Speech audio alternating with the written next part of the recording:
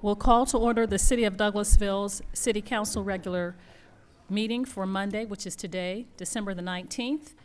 And our invocation will be held, given to us by Pastor Delbert R.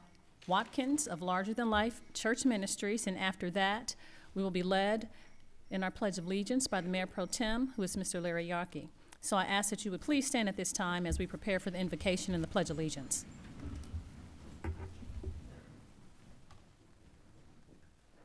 Let us pray. Our Father and God, we praise you and we thank you for this opportunity to gather together and to transact your business for our community.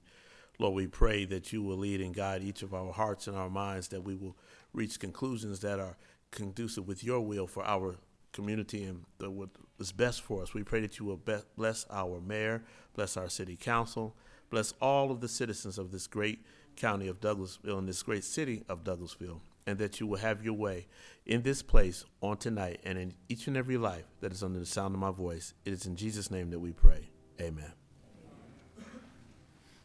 I pledge allegiance to the flag of the United States of America and to the republic for which it stands, one nation, under God, indivisible, with liberty and justice for all.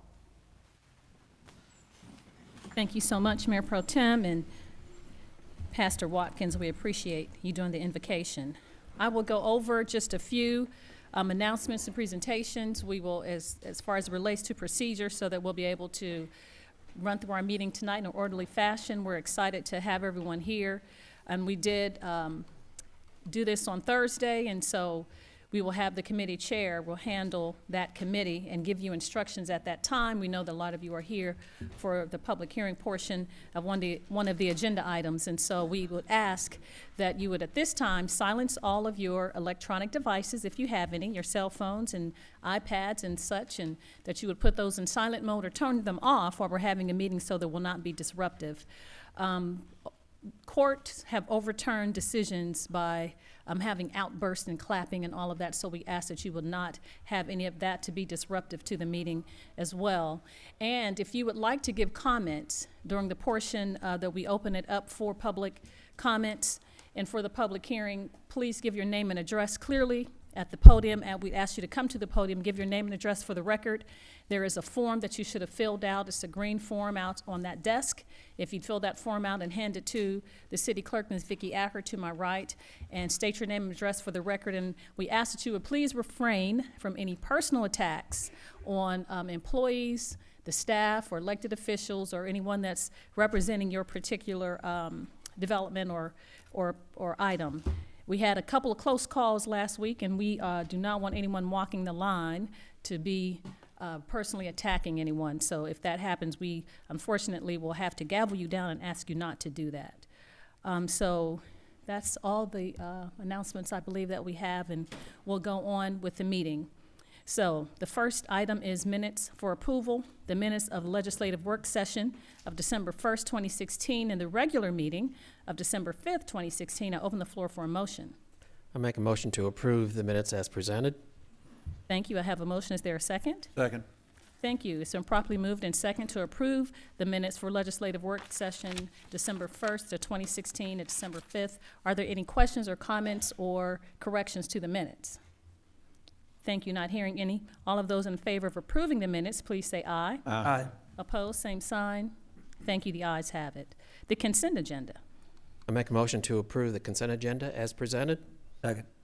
Thank you. It's been properly moved and second to approve the consent agenda. Are there any questions or comments or anything related to approving the consent agenda at this time? Thank you.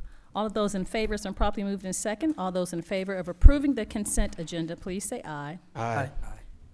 Opposed, the same sign. The ayes have it. Okay, we'll move on from the consent agenda to, messing up on my screen, public safety. I should know this by heart, huh, Councilman Siegel? Public Safety Committee, and that's chaired by Mayor Pro Tem Larry Yockey. No items tonight, Madam Mayor. Thank you, sir. Community and Economic Development Committee, that's chaired by Councilman Mark Adams. No items tonight, Madam Mayor. Thank you, sir. Planning and Development Committee, that's chaired also by Councilman Mark Adams. Thank you, Madam Mayor. We have several items tonight under Planning and Development Committee. We'll start with item A, 22-16-44.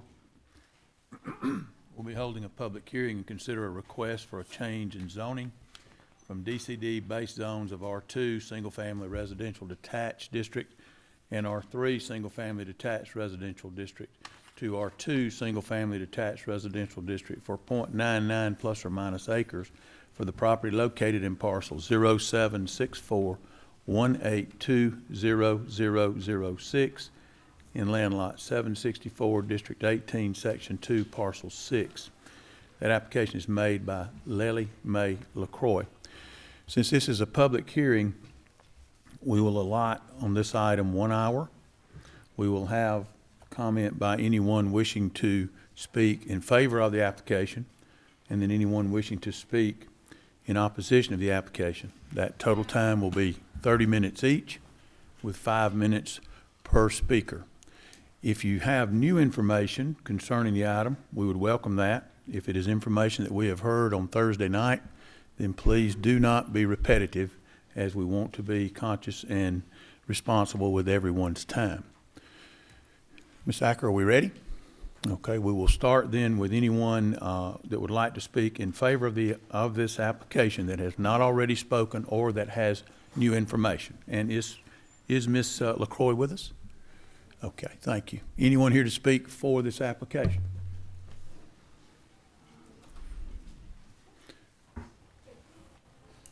Ladies, if you would please, as you approach, as you begin to talk, just for the viewing audience and for spelling purposes, I hope you've turned in your green sheet. Just give us your name and address for the record, please, speaking into the mic. Nita Gale, 230 Plantation Meadows Court, Marietta, Georgia. Thank you. I'm May LaCroix. Okay. I'm May LaCroix. I live at 206 Vineyard Drive, Dallas, Georgia. Thank you very much, ladies. Is there any new information that you need to share with us concerning this? No, sir, not at this time. Okay. Thank you very much. Is there anyone here that would have information that they would like to provide in opposition to this? Okay, are there any questions that the council would have? Any questions or concern concerning this item? If not, I will close the public hearing at this time for item number 22-16-44, and I'll make a motion that we approve that item. Second. Thank you. It's been properly moved and second to approve item 22-16-44. Yes, sir. All those in favor of approving the item, please say aye. Aye. Opposed, same sign. Thank you. The item has been approved. Thank you, Madam Mayor. Moving on to item B, item 22-16-45. Hold a public hearing and consider a request to amend the development text for Gateway Village to relieve the requirement to comply with local stream bumper requirements for lots 11 through 22 and to relieve the requirement to build tennis courts for 79.89 acres plus or minus for properties located land lot 636, 637, 551, Districts 1 and 18, Section 3 and 2, application made by Matthew Cotu. As we stated on Thursday night, holding a public hearing, planning to do that, the applicant has requested that this item be tabled.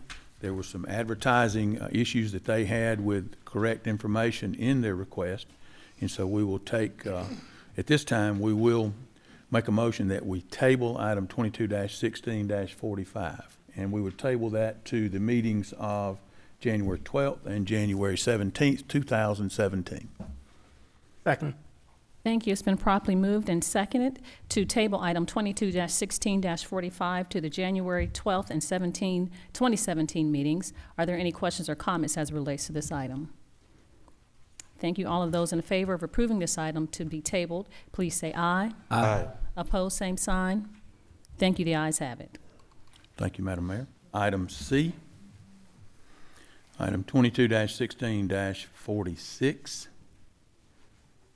Hold a public hearing, consider a request for change in zoning for IH Heavy Industrial District to IH Heavy Industrial District with a special land use permit for refuse or garbage disposal recycling, composting, and landfills for 1.12 plus or minus acres for the property located at 8729 South Flat Rock Road, located land lot 190, District 2, Section 5, Parcel 41. Application made by Adam Glasgow.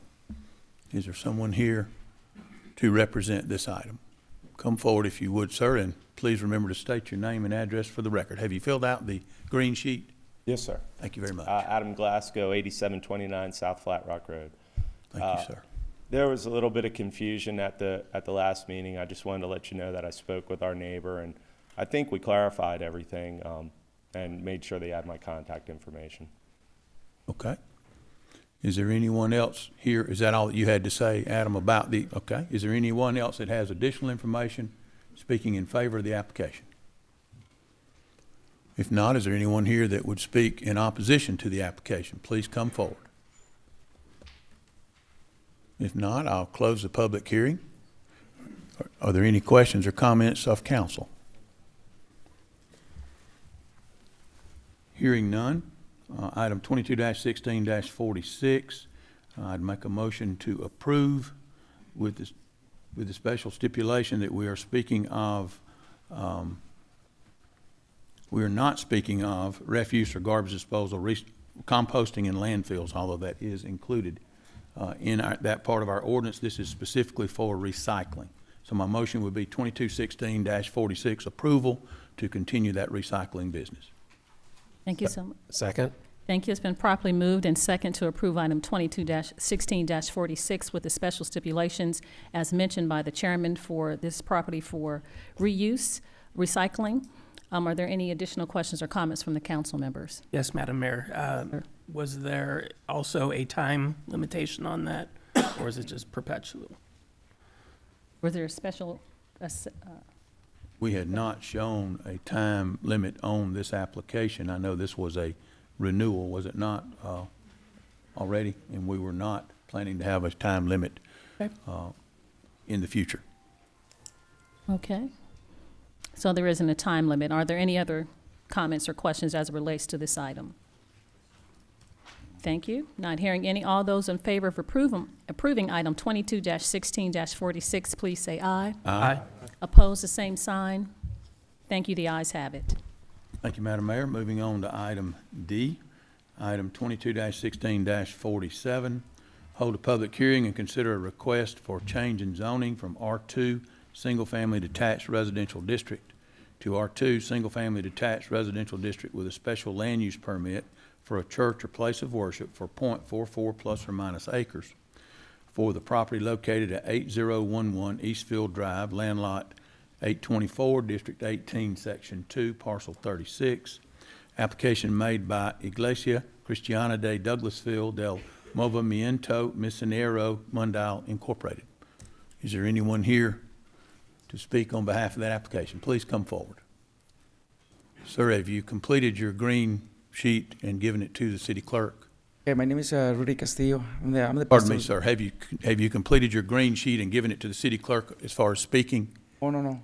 Okay, I'll allow you to go ahead and speak if you would go there when you finish and then do that for her, please, okay? Okay, So- yes. I'm the pastor of the church, and I'm just here to renew our land permit for our church. Thank you, sir. Could you please give me your name and address for the My record? name is Rudy Castillo, and the address is 8011 Eastfield Drive, Douglasville. Thank you, sir. Appreciate that. Is there anyone else here to speak in favor of this application? Okay. Hearing none or seeing none, is there anyone here to speak in opposition? If so, please come forward. If not, we'll close the public hearing. Are there any questions or comments of council? Hearing none, I will make a motion for item 22-16-47 for approval. Second. Thank you, sir. It's been properly moved and second to approve item 22-16-47 with a special stipulation for a church or place of worship. Are there any other questions or comments? Is there a time frame? Wasn't this also a renewal? Yes, there was no time frame. Thank you. Anticipating your question, Mr. Siegel. Okay, is there renewal? Not having any additional questions or comments, all those in favor of approving item 22-16-47, please say aye. Aye. All those opposed, same sign. Thank you, the ayes have it. Thank you, Madam Mayor. You're welcome. Item 22-16-48, hold a public hearing and consider a request for change in zoning from CN Neighborhood Commercial District to CN Neighborhood Commercial District with a special land use permit for a personal services massage for .45 plus or minus acres for the property located at 8697 Hospital Drive in Land Lot 50, District 1, Section 5, Parcel 107, application made by Mary Lou Ross. Is Ms. Ross here? Good evening, Ms. Ross. Good evening.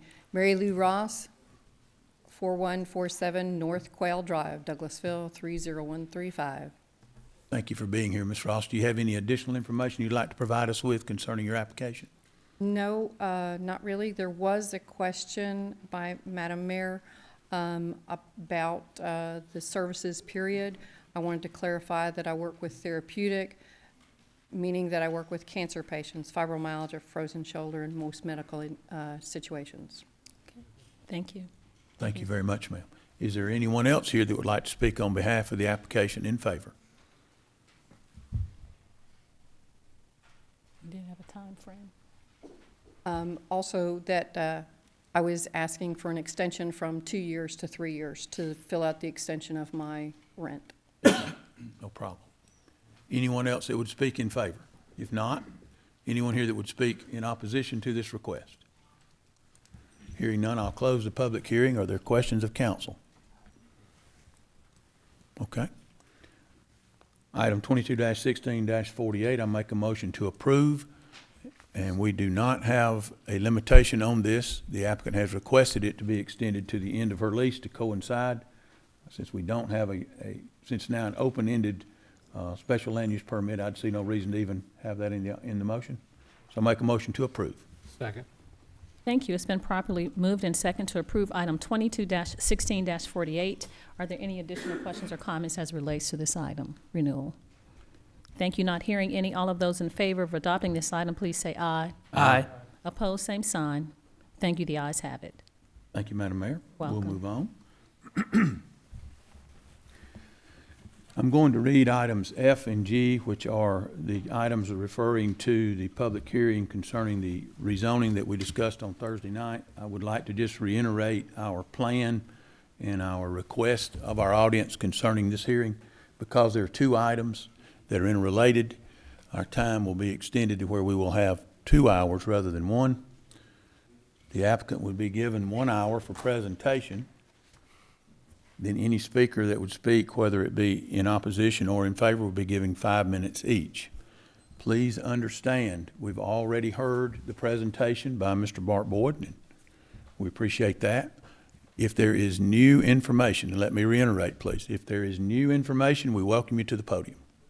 If this is information that we have already heard, in respect to all council, mayor, and the public's time, please do not repeat that. We will have to stop you if you do that, and we don't want to use the gavel. I'm not a gavel person, as I said on Thursday night. I just ask that you respect one another in your comments.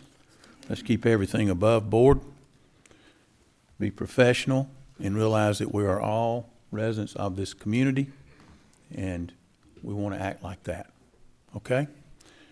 If there are no questions concerning that, then we will start the time with reading the two items, and then we'll give instruction as to when time starts. Item 22-16-49. Is everyone clear on that? Okay.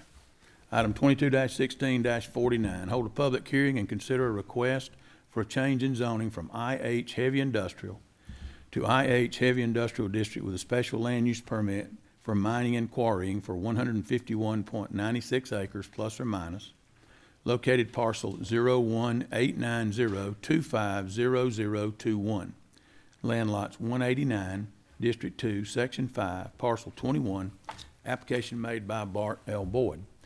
And then item 22-16-50, hold a public hearing, consider a request for change in zoning from IL Light Industrial to IH Heavy Industrial District with a special land use permit for mining and quarrying for 45.55 acres plus or minus, located parcel number 01900250009 in land lot 190, District 2, Section 5, Parcel 9, application made by Mr. Bart L. Boyd. Madam Clerk, are we ready to start the time? Okay. Whomever is here to speak, and I'm assuming, Mr. Boyd, that would be you to begin. Come forward, please state your name and address for the record, and we welcome your comment. My sheet is submitted. Bart L. Boyd, my address is 1709 Ardglass Court, Kennesaw, Georgia.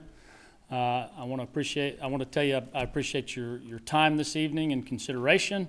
At this time, short of giving my presentation again, I really don't have any other further information relative to the project, and would like to maybe reserve that time for questions if there are any new issues or concerns that arise about the project.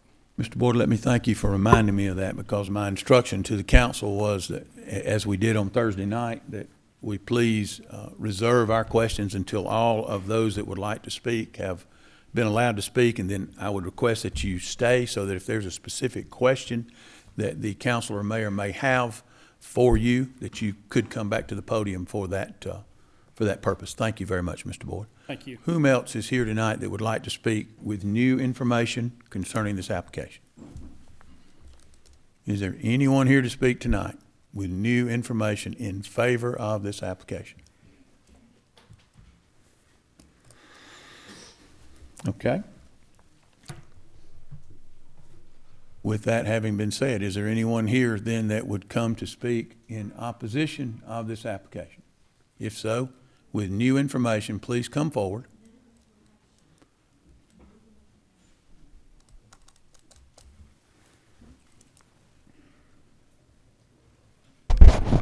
My name is Jack Baggett. I live at 8570 Andy Mountain Court, Villa Rica, Georgia, Douglas County. I'm really concerned about conflict of interest. There's a lot of these people here. Do they work for this man, or do they offer the job, or conflict of interest?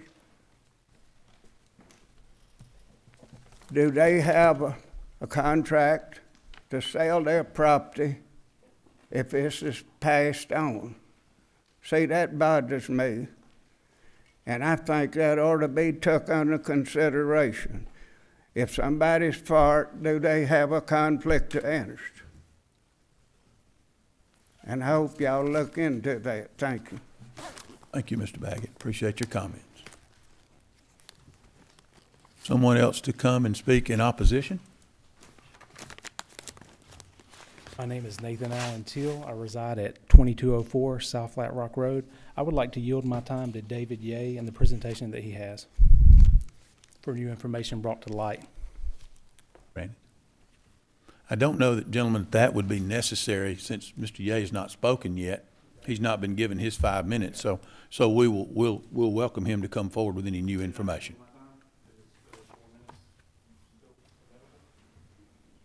No problem.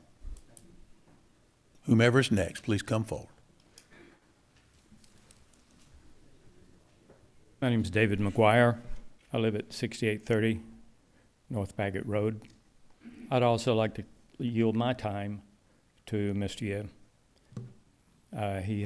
We have a very close relationship. So agreed, no problem. Thank you. Thank you. Who's next?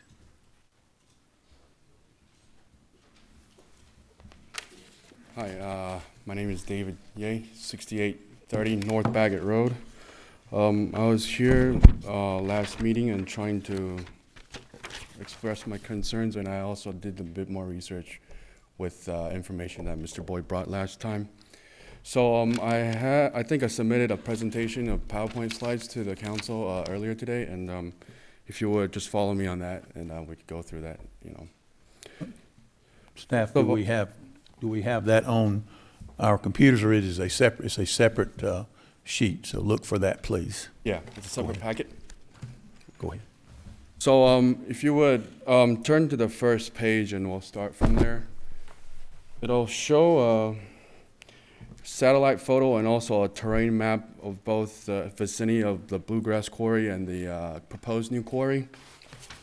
Like I mentioned before, the granite vein stems in Douglas County stems from Stone Mountain, goes east to west through the county. And what I wasn't able to mention was it actually peaks at 78 and the railroad tracks is actually built on top of the granite. And so it divides the north and south of the county and the city, sloping from the 78 and the railroad track down north and also down south. And so regarding Bluegrass Quarry, actually, since it's on the other side of the peak, the digging that it has been doing for the past 30, 40 years hasn't really affected anybody because it's on the other side of the water table where there wasn't a lot of residents on that side.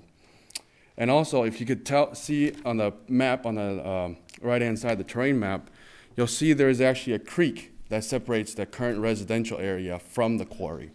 And that divide changes the terrain and also the behavior of any explosive activity or ordnance activity.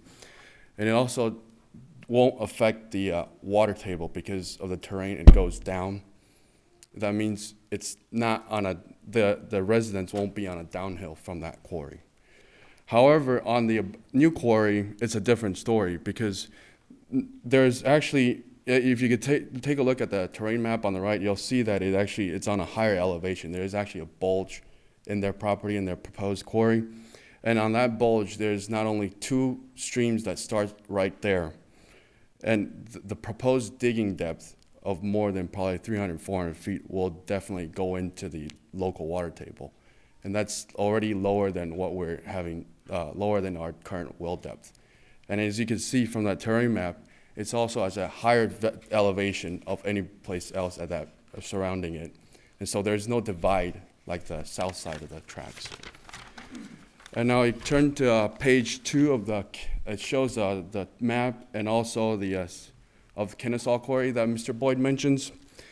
You'll see on the left-hand side, it shows Vulcan Material Quarry. And you'll see sort of in that map, it has a red tinted area. That's the city limits of Kennesaw. And contrary to what Mr. Boyd mentioned, that quarry is not in the city limits. And as you can see from that map as well, that quarry is next to I-75, so there's no local traffic issues arising from that quarry because it all goes through the highway. And also there's Highway 41 right in the vicinity. So 2 major highways take up all the traffic from that side. Now on the third slide, it shows a picture of Norcross city limits and the vicinity of the Vulcan Material Quarry in Norcross.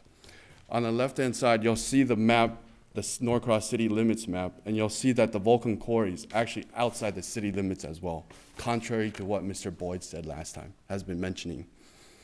And as you can see from the map on the right-hand side, the Google map, it'll also show that the quarry is right next to I-85, so there's minimal local traffic that travels on that road off from the quarry.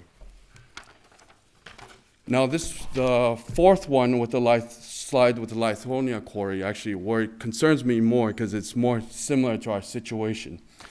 Lithonia is established in 1856, and till this day, the city area covers less than 1 mile, and it has about 2,000 people in population. The reason why I want to bring this quarry up is because, as Mr. Boyd mentioned, there's 5 quarries within the 3-mile radius of that city. It chokes off the growth of the city to the right-hand side. So it's choked off to the left by Conyers as well. And then there's a I-20 corridor that runs through there. So that city is pretty much stagnant in the future because of the existence and the position of the quarry. And also I want to show you on the following slide, it shows the Columbus Quarry that Mr. Boyd also mentioned, which has 3 quarries in the city limits. I just want to give you a little context. First of all, those 3 quarries are about 8 miles away from city center. That's one thing. And the second thing is, even though those 3 quarries are in the city limits, city of Columbus is the same size as the Douglas County, has the same area as Douglas County. It's not a small city. And you can see the location of those quarries. They're away from the populated area and close to the county limits, basically, if we put it in the Douglas County situation. And so, I mean, and also, Mr. Boyd again mentioned the Augusta situation where it had 3 quarries on the next slide. You'll see actually 2 of the quarries is closer to Evans, Georgia than it is to Augusta. And it's at least 6 miles from downtown, and it's also outside the city limits of Evans. The only quarry that's actually in the city of Augusta, as you can see on the photo on the right, is about almost 5 miles away from downtown. And as you can see from the markers I put in the map, the downtown is actually down south, 5 miles away from where the quarry is, away from populated area, away from potential developing city centers. It's closer to the river than anything else. So now finally, I want to talk to you about Douglasville. As you can see in the next slide, I have the city of Douglasville marked and also the distance marked. Right now, Bluegrass Quarry stands about a bit more than 2 miles away from downtown Douglasville. I mean, this building here. And the proposed quarry is actually less than 2 miles from this building. So I want to bring into a context of what I showed you and what Mr. Boyd actually mentioned, how different it is to what he has already mentioned. And also, let's take an example of Lithonia. It's choked off by multiple quarries, and it's going to stay that way.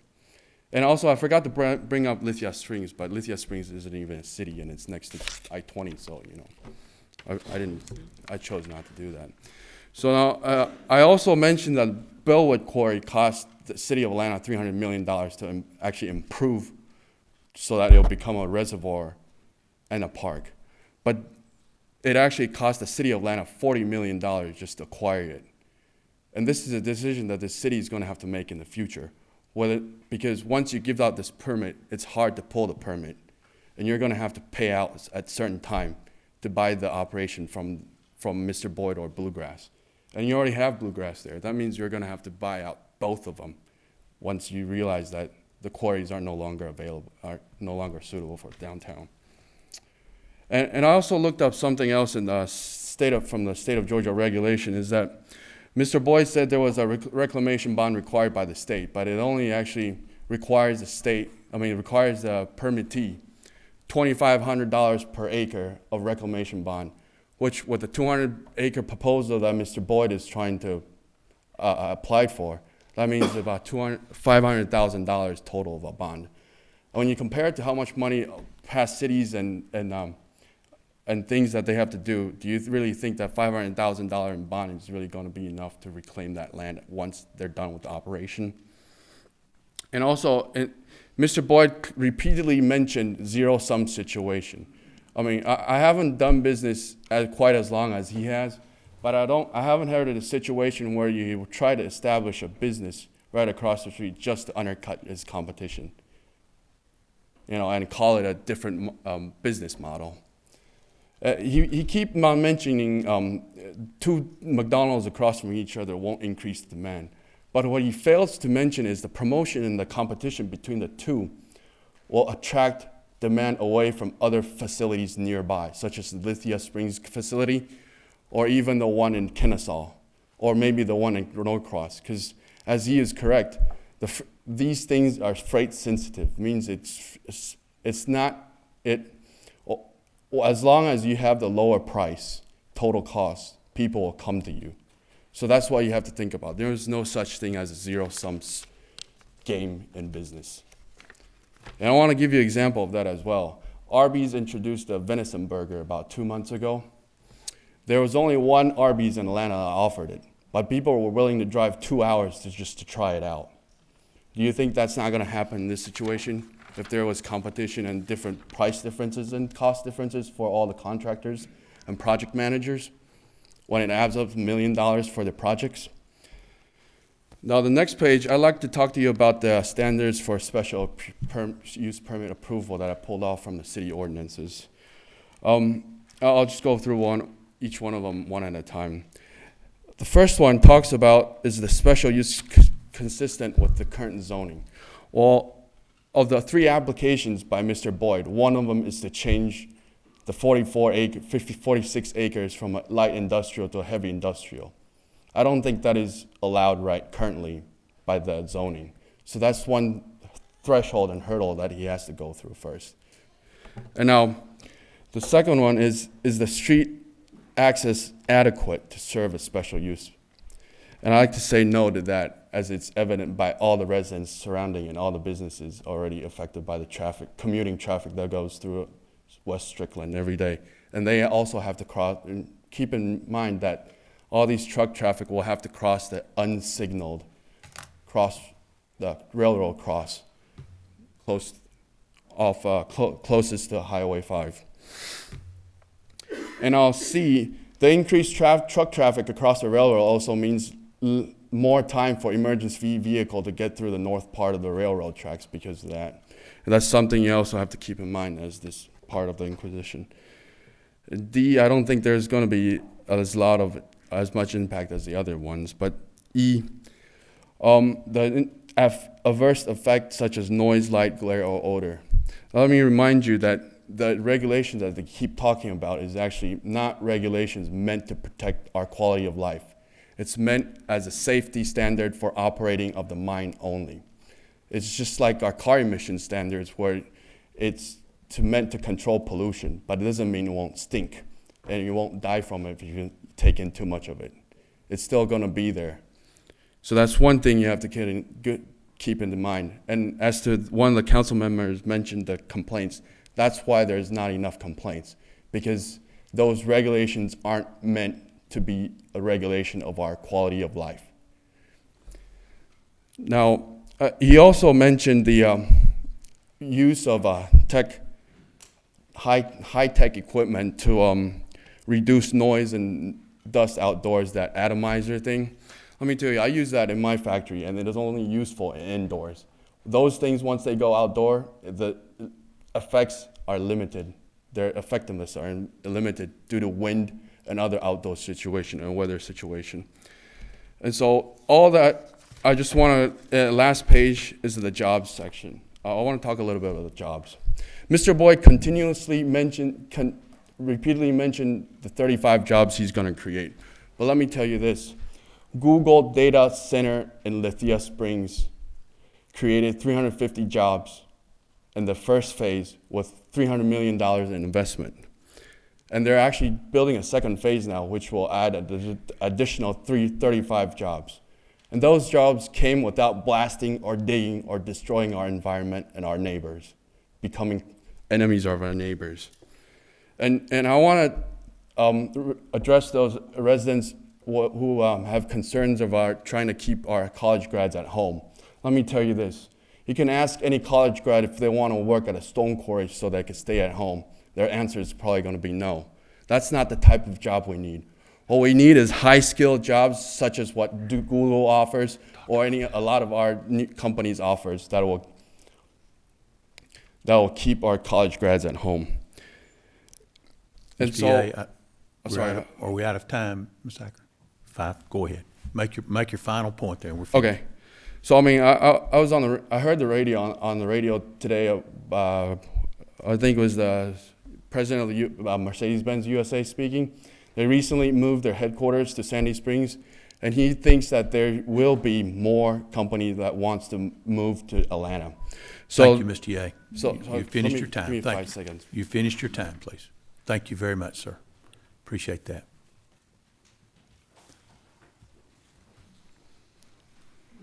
Someone else. Yes, I have filed my paper at the desk. My name is Gail Blackstock, 1880 South Flat Rock Road. And our family has lived in Douglas County for 14 years, 19 of which have been on South Flat Rock Road. And we are vehemently opposed to this rezoning request. We already have to deal with way too many cars and trucks, which are not allowed on South Flat Rock Road, flying down that road.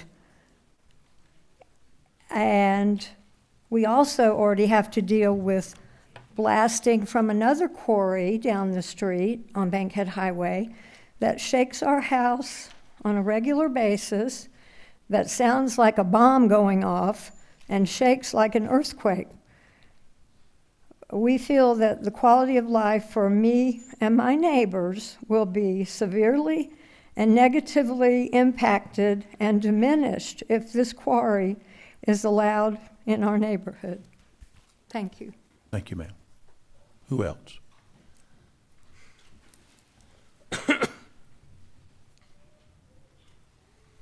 Honorable Council, my name is Ann Jones-Guider.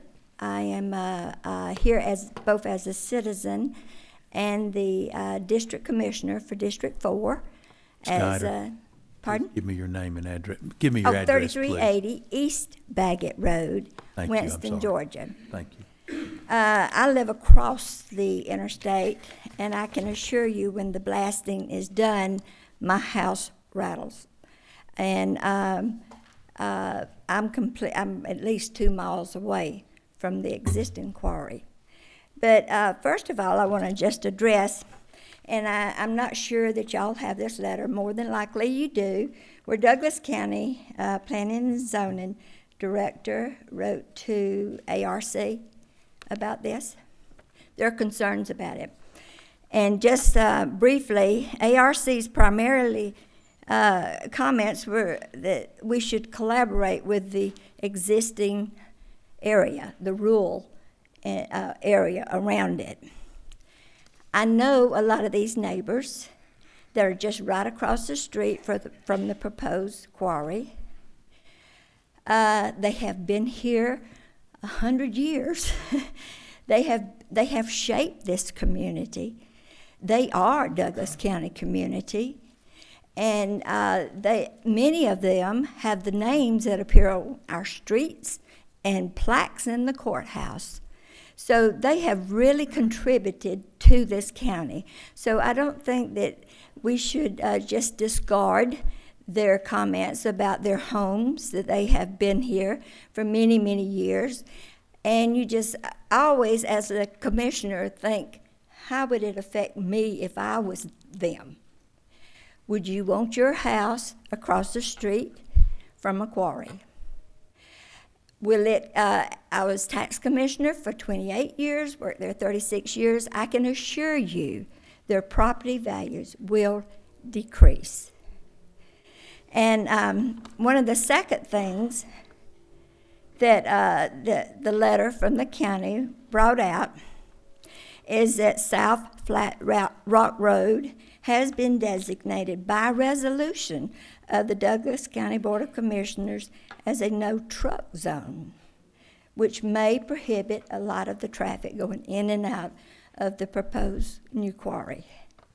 And then the last thing in the letter was the long-term transportation plan calls for a corridor to connect this area that we're talking about tonight to Doris Road. And it's identified in the county's records and as the Southern Inner Arc Plan. So I would respectfully remind you, when the county was looking to put an animal shelter, and it was suggested we put it behind the old jail, a lot of people in the city said, oh, no, we don't want that. So we respect each other, and we just ask that you respect the people that have been here for years. There wouldn't be a Douglas County if it wasn't for a lot of these residents in this room. And thank you.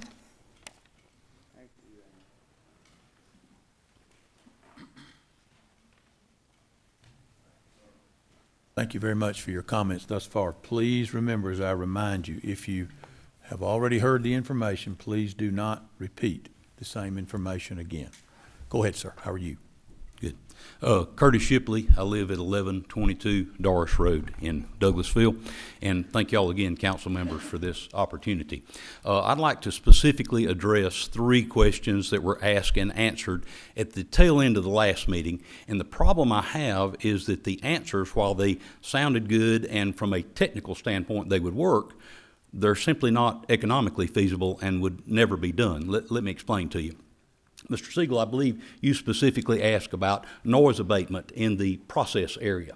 And the answer there was screens that are coated with polyurethane, and certainly that would help abate the noise, but the problem is they're more expensive and they slow down production, thereby adding cost. Madam Mayor, you specifically asked a question about dust abatement. And the answer there was more sophisticated, more expensive nozzles that atomize the water better.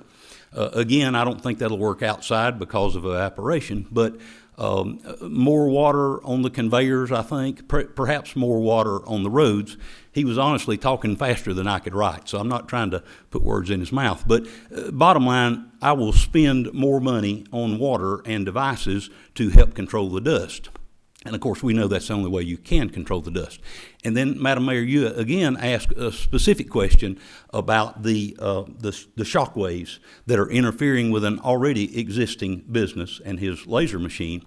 And so the answer there was that he would go to Mr. Groover and see what the seismic limits were on his machine. And then, I wasn't real clear, work with him somehow or another on trying to be as inobtrusive as he could. And of course, unless he made smaller shots, I don't know what he could do to abate that issue. But my point is this: all of these things that he's talking about doing require added expense. I'm going to spend more money to handle these problems. The reason it won't work is because, as we all know, he has competition right across the road. And they're not spending more money on screens, more money on water, more money on, and these are not a one-time expense. This is do it over and over again. So if they're selling their gravel across the street at $14 a ton, and they're not spending this extra money, and Georgia Stone comes in and says, I will spend this extra money, well, you know what happens. That puts him at $15 or $16 a ton. And I'm not going to buy $16 a ton gravel when I can go right across the street and buy $14 a ton gravel. So even if he wanted to do this, simply not economically feasible, it would never work. It won't happen. And the last point I'd like to make is, as I have found out about this project the last week and a half or so, I have talked to literally dozens of citizens, some in the city, some in the county, in the affected area there. And some of them already knew about it and some did not. The response that I got from those that didn't know about it, invariably, 80-90% of the time was, well, why do we need another rock quarry in Douglasville? And so from those citizens through me to you as the council members, I would ask the same question. Why do we need another rock quarry? Now, we've heard the positives. We know about the economic impact that it would have. And trust me, as a citizen who has paid property tax in this county for 40 years, I'm the first guy in line to stand up and say, let's bring business to Douglasville and to Douglas County to help us pay our taxes. I'm on board with that. But then if we look at the negatives, we've all heard about the dust, the noise, the explosions, the infrastructure that's not there to handle this heavier trucks and traffic. And so the question then becomes additional revenue at what cost? And I would submit to you that we can do better. Douglasville deserves better. I'd hate to see our legacy be that of another 600-foot hole in the ground. Let us show restraint and patience. There are other heavy and light industrial businesses that could utilize this property and bring tax revenue without being so abrasive to our neighbors. Nobody wants to live close to a rock quarry. It's just not something that we want to do. So I would respectfully request that y'all would turn this petition down. Thank you for your time. Thank you, sir. Please, let's just minimize that if we could, and we'll give opportunity at the end for those to stand in support or in opposition, just as a show of support, okay? Come ahead, Mr. Bolick. Good evening. I'm Gary Bolick. I live at 9890 Riverwood Court in Douglasville. I have a business probably less than a quarter of a mile from the existing quarry on Bankhead Highway, Abercrombie Transmission.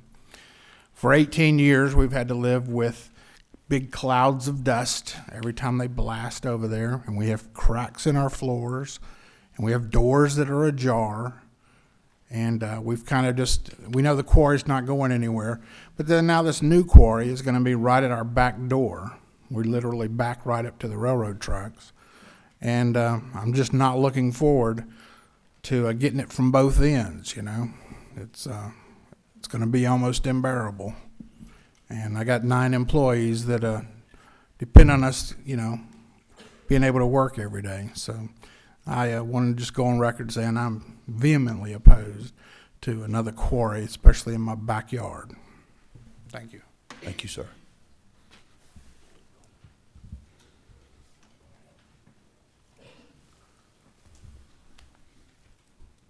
Dennis Chandler, 1929 South Flat Rock Road. Madam Mayor and council persons, you have a tough job to do. I know. I was in politics, state representative. You've got to throw all concerns away and look at the long-term situation. I hope long-term, I hope my grandkids and my great-grandkids is not looking at a 500-foot hole. Can I ask this question? Have any of you seen this land, been out on this land? Inside? Every inch. Inside. Let me tell you, if you see some of these pictures and hear all the stuff, it's just rock everywhere. The timber was cut off, if you're looking at West Strickland Street, coming up right there to the bank. There's a big knoll right over there. You can see Atlanta skyline from there. Atlanta skyline. And the reason I'm saying this, I have ridden four-wheelers. I live South Flat Rock Road since 84. Four-wheelers, horses, and run bird dogs over there for 20, 30 years. I walked every inch of that property, every inch. The timber was cut off that little mountain right there about 99. Johnny Blankenship, who's the owner, cut the other timber about 2 years ago. Now, it took about 6 or 7 months for him to cut all the timber. Now, you've been led to believe there ain't nothing up there but a bunch of rocks. He presents it good. That's his job. There ain't nothing but rocks. That's not right. That's not right. He's misinformed you.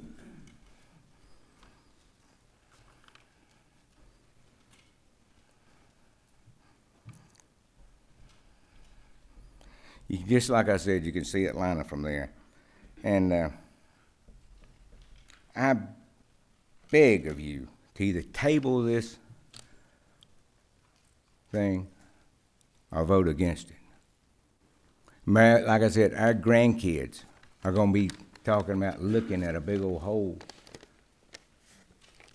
They got their profit gone and whatever. But you're going to have to live with it. You as politicians. It's council people. I made some decisions when I was a representative. People to this day, as 25 years ago, people to this day say, hey, you voted for that so and so and so and so. I did, yeah. But please, take in consideration all the people. If I lived on Campbellton Street or Lithia Springs, I'd say, I'd be up here with the Marces. I know all these people involved. All the Marces. My house, their granddaddy was born in my house in 1906 or 7 or 8. And not my house, but my farmhouse. So I know all these people involved. And it hurts. It hurts. So I'm going to yield the rest of my time to Mr. How much time do we have left, Ms. Acker? Here's 1 minute. Whomever is next, please come forward. Thank you, Mr. Chandler.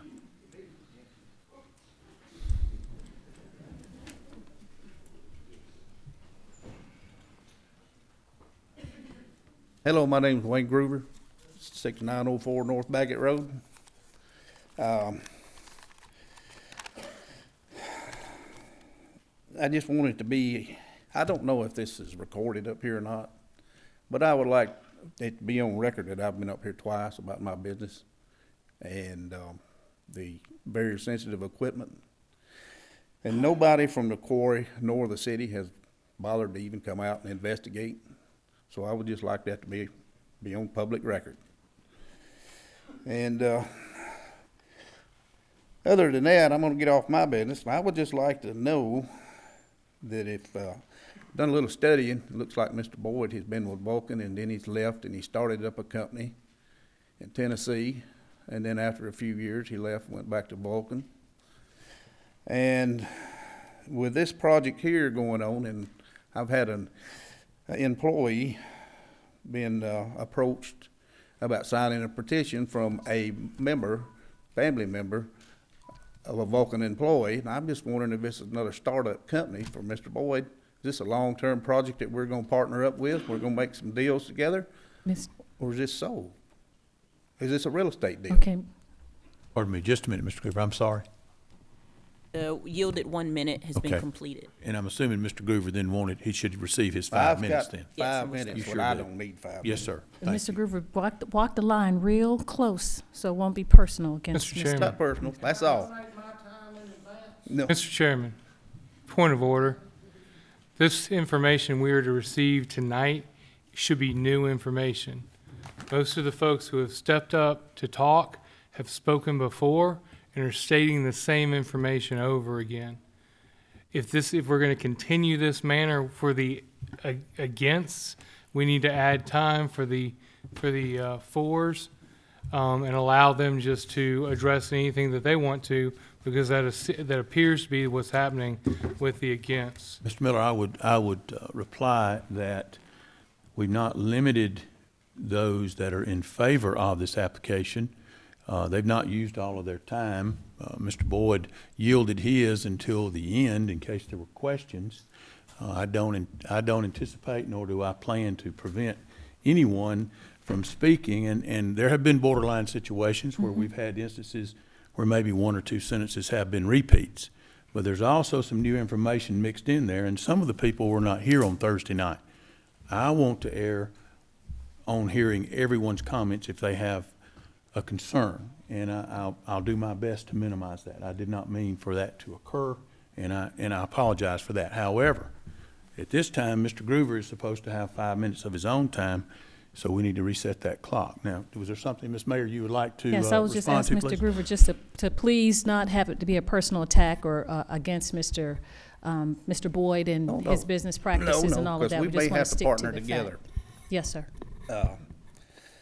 So, he's talked about partnering up, being a good neighbor. Yes, sir. So what I'm asking is he the one going to be my neighbor, or is it someone else? Who am I dealing with? If my equipment, and I know I'm not supposed to bring it up again, but if it's tore up, who's going to pay for it? That's all I'm asking.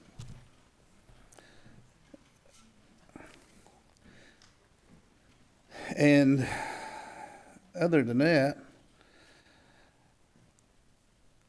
I would just like to say that my neighbors, I live on North Baggett Road, and I've got a lot of neighbors. We've all been there for 30, 40 years. We're here for the long term. We're not going anywhere.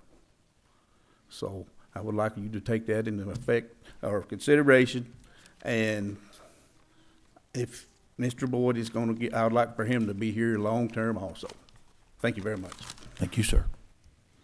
And as I have stated, we will ask questions, have council ask questions of any of these individuals that have come forward, and we would during that time also allow those questions to be answered by others that might have made the statements. Is that proper, Ms. Littlefield? Thank you. Next. Folks, let's try to understand and respect the fact that we're trying to keep time here, and we want to be legal. My name's Mark Godfrey, 5840 Angela Court. I've lived here in Douglasville, back in Douglasville, for 16 years now. My wife and I have been at that address right off Cave Springs Road, and my family has been in this county for over 150 years.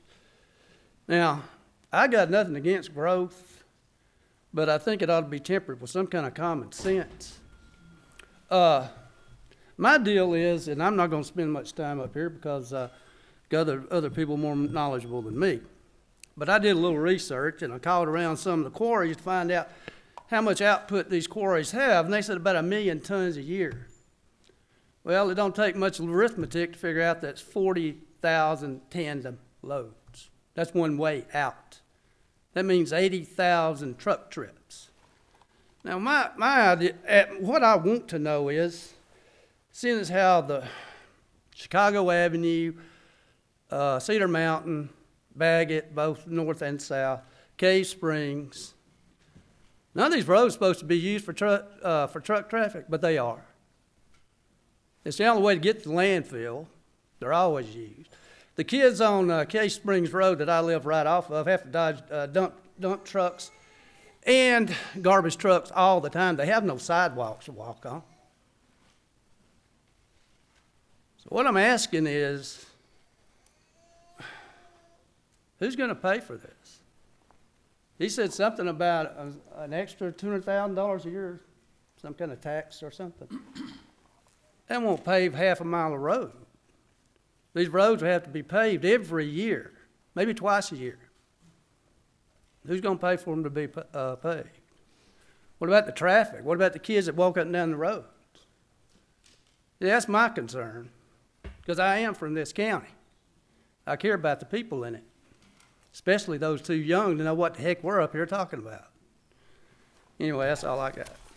Mr. Godfrey, would you mind, step back to the podium, give us your name and address for the record. Again, I missed that. I was trying to speak. Mark Stanley Godfrey. Mark. 5840 Angela Court. It's right off Cave Springs. Thank you, sir. Sure. Appreciate it.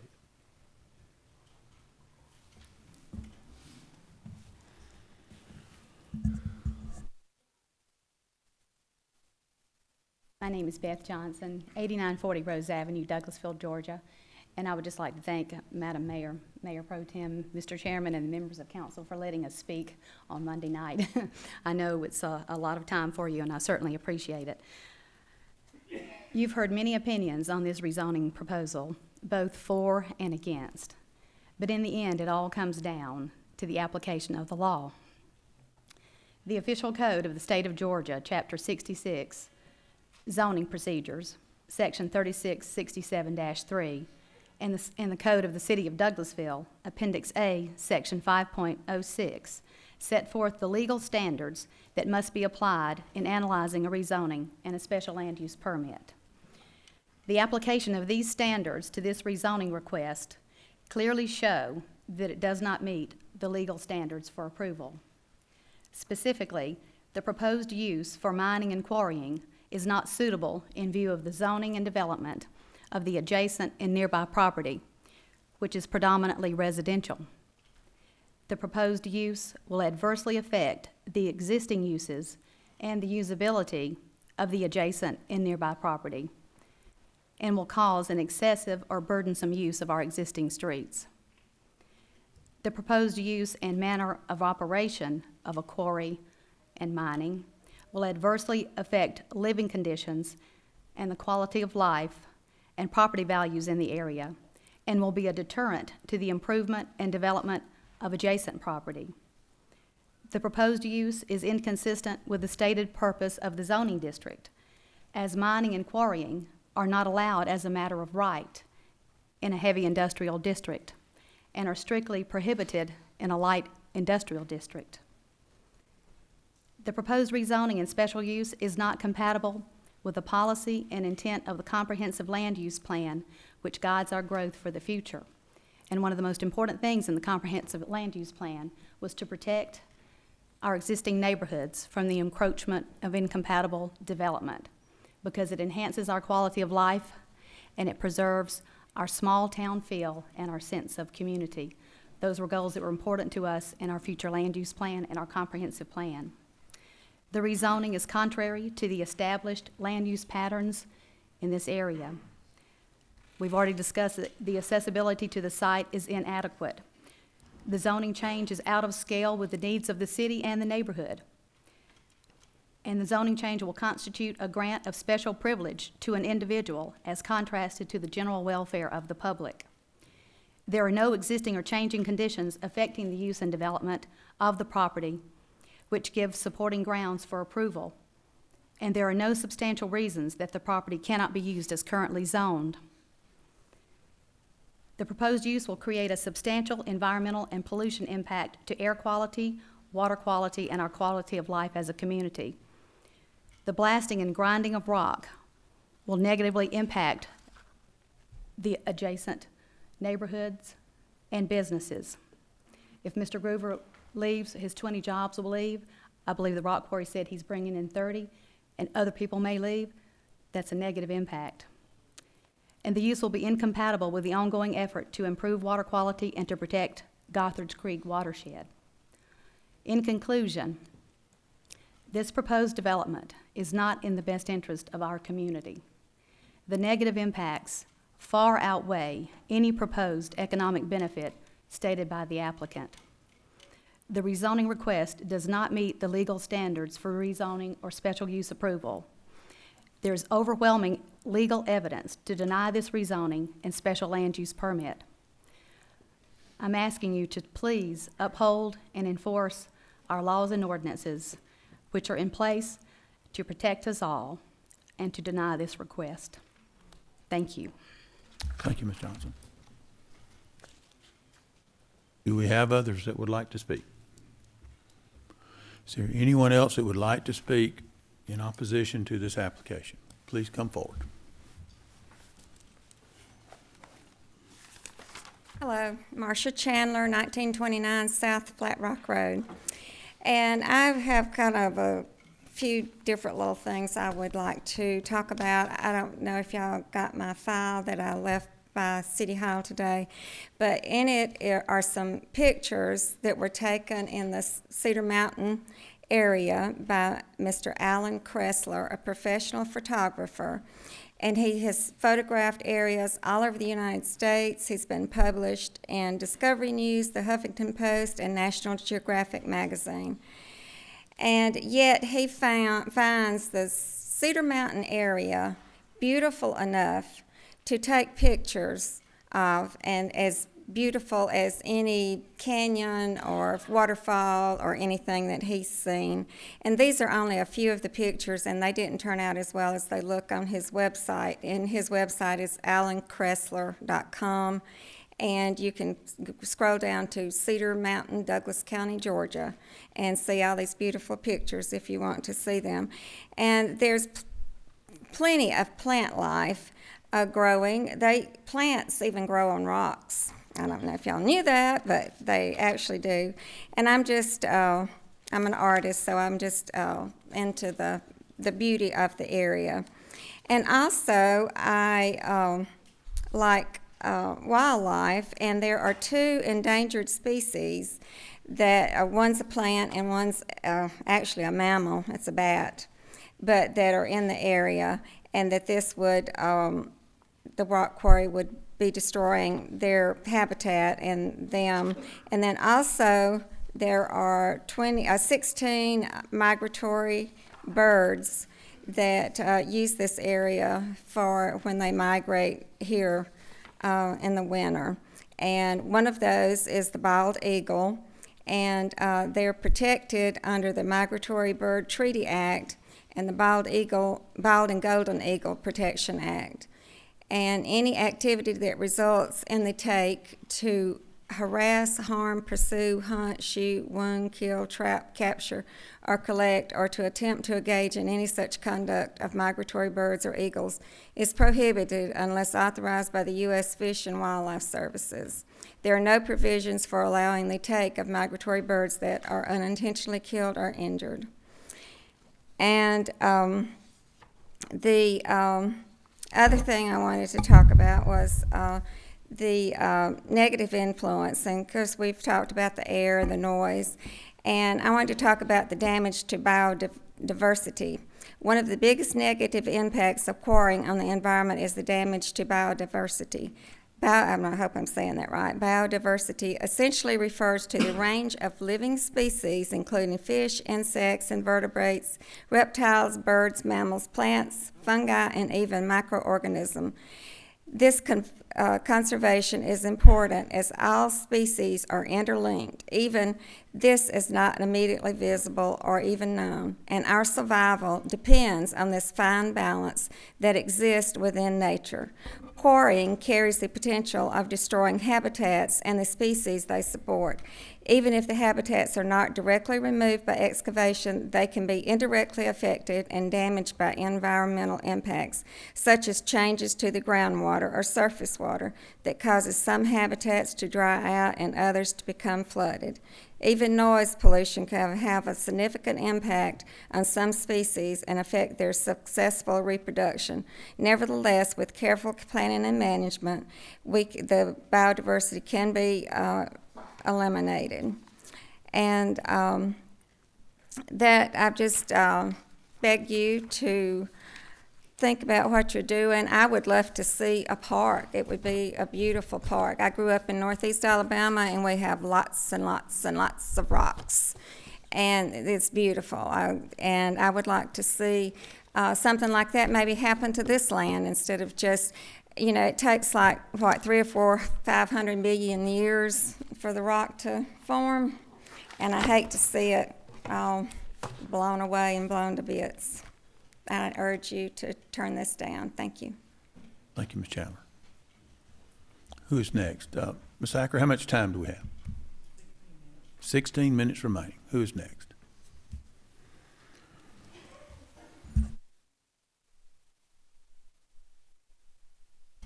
Hi, I'm Tiffany Strickland, and I currently live at 297 Amy Boulevard in Temple, Georgia. But my parents live at 1929 South Flat Rock Road in Douglasville, Georgia. I grew up there, and I also have property on Apache Lane in Douglasville. I do have several concerns with the proposed rock quarry. These concerns range from environmental concerns, as my mom said, as well as educational concerns. And my educational concerns are that my babysitter actually, and I know this might be kind of hearsay, but her son works at the rock quarry in Paulding County, and she does a daycare out of her home, and she says that her son will often call her when they're going to be blasting, because she lives 3 miles from the rock quarry in Paulding on 120, and she can hear it from her house, and so he calls her to warn her so that she's not outside with the children, or so that the children aren't scared. So I'm concerned with North Douglas Elementary being so close. I'm concerned about the special needs children, or a child that has autism. If they hear that blast and they're not warned, how that's going to upset their day. Because even if they're warned of the sound, and their day is completely thrown off. If you've ever worked with children such as this, I'm a teacher. And I'm also concerned with the environmental concerns, and I want to know if there have been, I was not able to come Thursday night, so have there been any environmental impact studies done on the land to see what the impact studies, do y'all have those? Any of those? We wouldn't answer questions at this time. Oh, okay. So I know that the Community and Development Service Director, Jonathan Lynn, did confirm that there have not been any environmental impact statements available at this time. And if there haven't been, I'd like to know why we are moving forward without these impact studies done and performed. I'm not sure who would do those, but somebody not involved with a rock quarry, to see what kind of impact it will have on our environment and how negative it would be. And I do have to say that we only have one planet, and once we destroy it, there's no coming back from it. So let's not rush into a decision before knowing the implications on education as well as the environment. And Mr. Boyd did say a few weeks ago when I was here about the outdoor classroom. I'm not sure what he called it, and I couldn't find when I looked up about something like an outdoor classroom, and like having students from Stewart and North Douglas go to that said outdoor classroom. We do have an outdoor classroom at my school, but it's just benches and you can go and you can have class out there, but it would be nothing that the county would want to pay their student, because you can't walk from Stewart to the rock quarry. That's where I went to middle school, and you definitely could not walk to my house growing up. but you would not just take your kids over there. I understand he said field trips, but you wouldn't go to an outdoor classroom there just to have class, and so that's what I was talking about. I said it last time, and he addressed it and talked about the, if he's here, he'll know what I'm talking about, but he addressed the field trips, but he didn't really address the outdoor classroom and like what it entailed.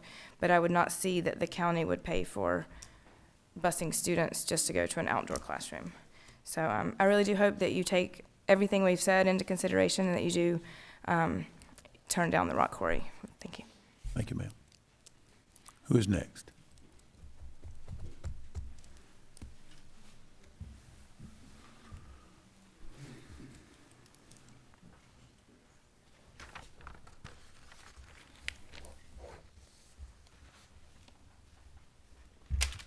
Robert Payne, 6716 North Baggett Road.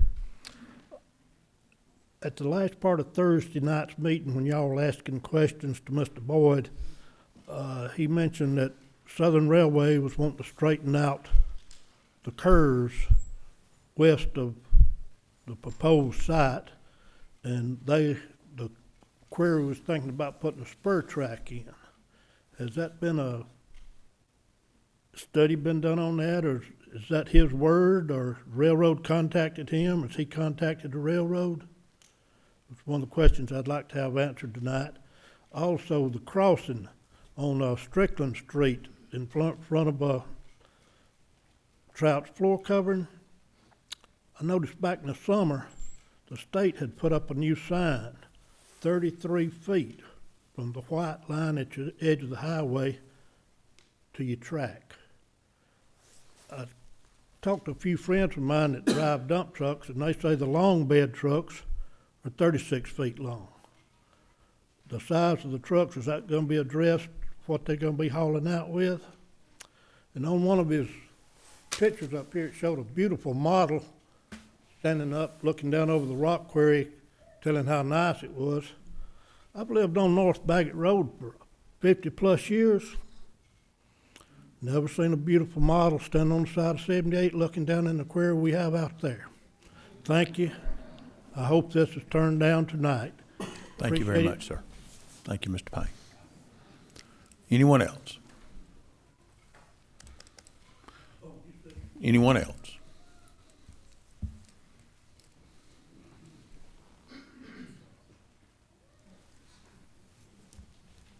My name is Michael Groover, 8681 South Flat Rock Road.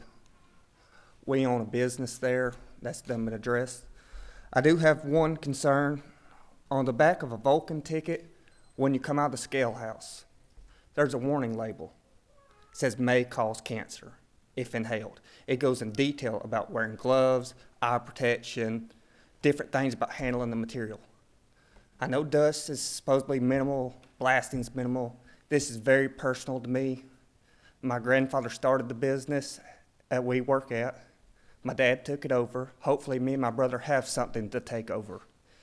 If it comes in and we don't have something, what's going to happen? I've got bills to pay. They've got a family. We've all got stuff that's happening. Who's going to pay for that? Where am I going to live? Is somebody going to put me up and take care of me? I mean, I want y'all to really take it seriously, because this is my life that's in y'all's hands. And I take it very personally. And then I see all these people that says vote yes for jobs. What about my job? That's my family. My grandfather started it. Hopefully me and my brother have something to go to, and we can pass it on to his kids. If we don't have it, I just want y'all to really take that in consideration tonight, how personal it is. And I feel like we're being attacked, but I know we're not supposed to feel that way. We're supposed to be promoting jobs, but my job's important too. I really want y'all to pay attention to that tonight when y'all vote. Thank you. Thank you, Mr. Groover. Anyone else who would like to speak in opposition? Anyone else? Okay. If there's no one else that would like to speak in opposition, then I'm going to close that part of the public hearing. I'm going to open the floor to our elected officials and Madam Mayor for questions that they may have of anyone that may have come forward tonight. So they may call you back to the podium for that specific purpose, and I'm assuming part of that would include Mr. Boyd and questions that may have been asked of him. So I'll open the floor for that at this time. Mr. Chairman, I'll yield to the council members and I'll go last, so we can start with Mr. Siegel. Councilman Davis. Yes, sir. Yes, ma'am, Madam Mayor. Mr. Boyd, can you come back up, please? I have a question about the North Douglas School over there. Have you spoken with any of the school board or any of the teachers over and principals over in that school? I have not spoken to any teachers. I've spoken to several members of the school board, including Ms. Rookard, D.T. Jackson, Jeff Morris, obviously, and I have met with Dr. Pritz as well. Also, I want to make sure those kids be in class and don't be just like a volcano's coming. Yeah, I think that's a little bit of an exaggeration. At those distances, it's going to be minimal. Do you know the distance from the school to the... I did have that scaled, and I believe it was in my presentation. If you'd like, I can get my paperwork and take a look. Yeah. Okay.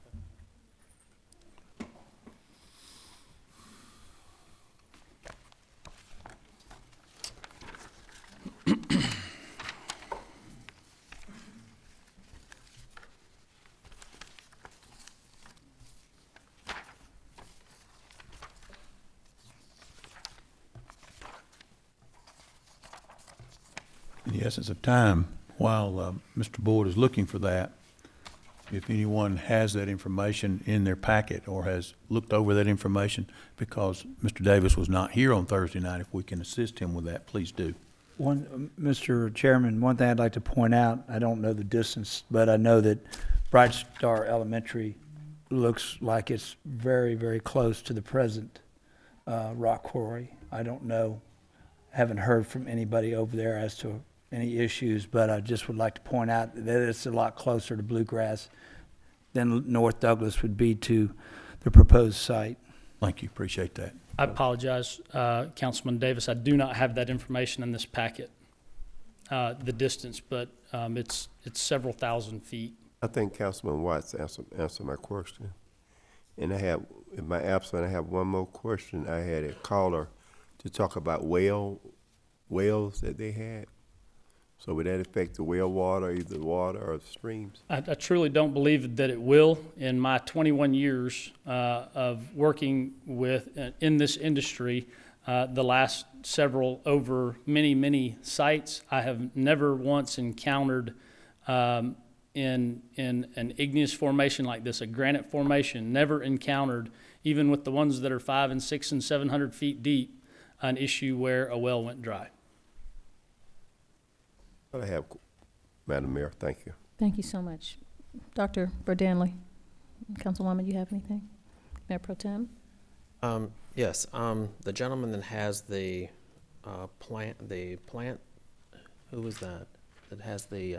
Mr. Gruber, the laser cutting? Yes, the laser cutting. Could you come forward, please? Thank you, Mr. Boyd.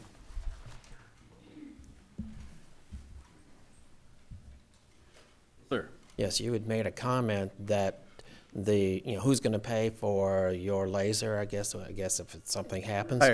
Repair it, okay. That's all, repair. What happens now with the blasting that's going on with the other facility? Well, what happens is about one out of every 4 tears it up. And we have to have the factory come in. That's about $10,000. It's roughly $2,000 a day for every day we're down waiting on them to come. They're not just sitting there waiting on me to call them. They got people all over the country they service. So, sometimes it's up to 4 or 5 days before they come. So that's basically. Yes, you were asking who was going to pay for that. So are you? I have to pay for it now because the quarry was there before me. Okay. But what I'm saying is, if we bring in a new quarry that's right adjoining my property, they give a figure last week, I think, of 1,200 feet from South Flat Rock Road to their quarry, but my laser is probably 450 feet from back. So that only gives us about 800 feet. It's the train, because you're right on the train, the tracks there also, are you not? The Well, tracks we're down the hill. downhill from the tracks? Yes. Okay, and that does not cause any problems with your lasers? No. Does not? Okay, thank you. Mr. Boyd? The vibrations from the train and the vibrations from the blasting, is there a difference? How much difference would there be?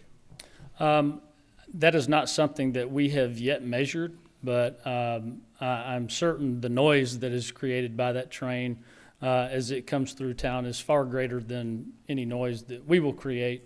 Again, you know, we're proposing some significant buffers, especially those along the western side where Mr. Van Zant's property is, and to the north and east where the Groover business is, in addition to the Chandler residential property as well.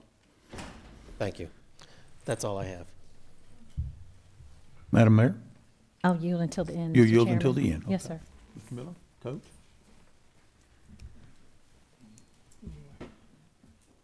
Yes, sir, Mr. Chairman. I had a couple things I wanted to ask. The jobs that you talked about after the 100-plus jobs basically go away after the operation is up and running, potentially the 30 to 35 jobs. You talk about adding those jobs to the community. How many do you foresee of those jobs going to local folks? Because I don't know what those jobs would be and how technical or not technical they would be. So I was just curious about that. Yeah, that's one of the great things about this particular industry is it's not overly restrictive with regard to needing a college degree to come in and work. Back to Mr. Ye's comments about, you know, the college students, you know, don't want to come back and work in rock quarries. Well, college isn't for everyone. And a lot of the people that need jobs don't have college educations. And so, you know, the folks that we would target are the ones that maybe have the high school education and, you know, maybe not even that at times, but we will train them on site. A lot of them, a lot of the work is, you know, typical general mechanical repair, which is taught in your CCI program that we intend to be involved in. You know, welding, you know, equipment operation, plant operation. So, you know, there's very few of these jobs that are going to be out of reach for anybody. And to answer your point, my intent is to get people as close to this this proposed project as possible to come in and work. Also was, you know, there is concern about the loss of jobs that Mr. Gruber brought up about his business. It's been there for a while. So, you know, I don't know what can be done about the potential of his lasers being disrupted down because of blasting. Yeah, I'll address that. Mr. Groover's, I'm not sure if it was his mother and his wife or someone approached me after the zoning meeting on the, when was that, the 12th maybe? After the zoning meeting, I gave them my phone number. They were going to call me the following Wednesday. I was going to come see them that Thursday, and I never got the call. So I didn't go and just cold call them and you know, stick my nose in their business. I was waiting for the invite that I was told would be extended, and that didn't happen, unfortunately. But I'm available. My phone number is all over the place, and anyone here can call me. I'd love to sit down with them and work out a plan, understand what the issues are, understand the potential mitigating factors, and work that into this business. Thank you. The last question had to do with comments by Mr. Ye as far as the water table and the depth of your drilling as opposed to the depth of the water table in that area. Could you speak to that? I can, you know, I really didn't follow the example of this one falls off and this one falls off, yet this one's okay, but this one won't be. I don't really know how to address that other than to say that, you know, there are hundreds of examples of mines that are operating in the state and there aren't water table issues. Now, there is a greater concern when mining limestone, which I think I described in a previous meeting, is far north of here. So I don't anticipate any issues. The state actually requires hydrogeologic studies of limestone deposits for a long period of time before they will give someone a permit to mine. They don't require that in granite. And there's a reason, because there aren't issues. That's all I have, Mr. Chairman. Mr. Chairman, I actually have if Mr. Ye could come back up.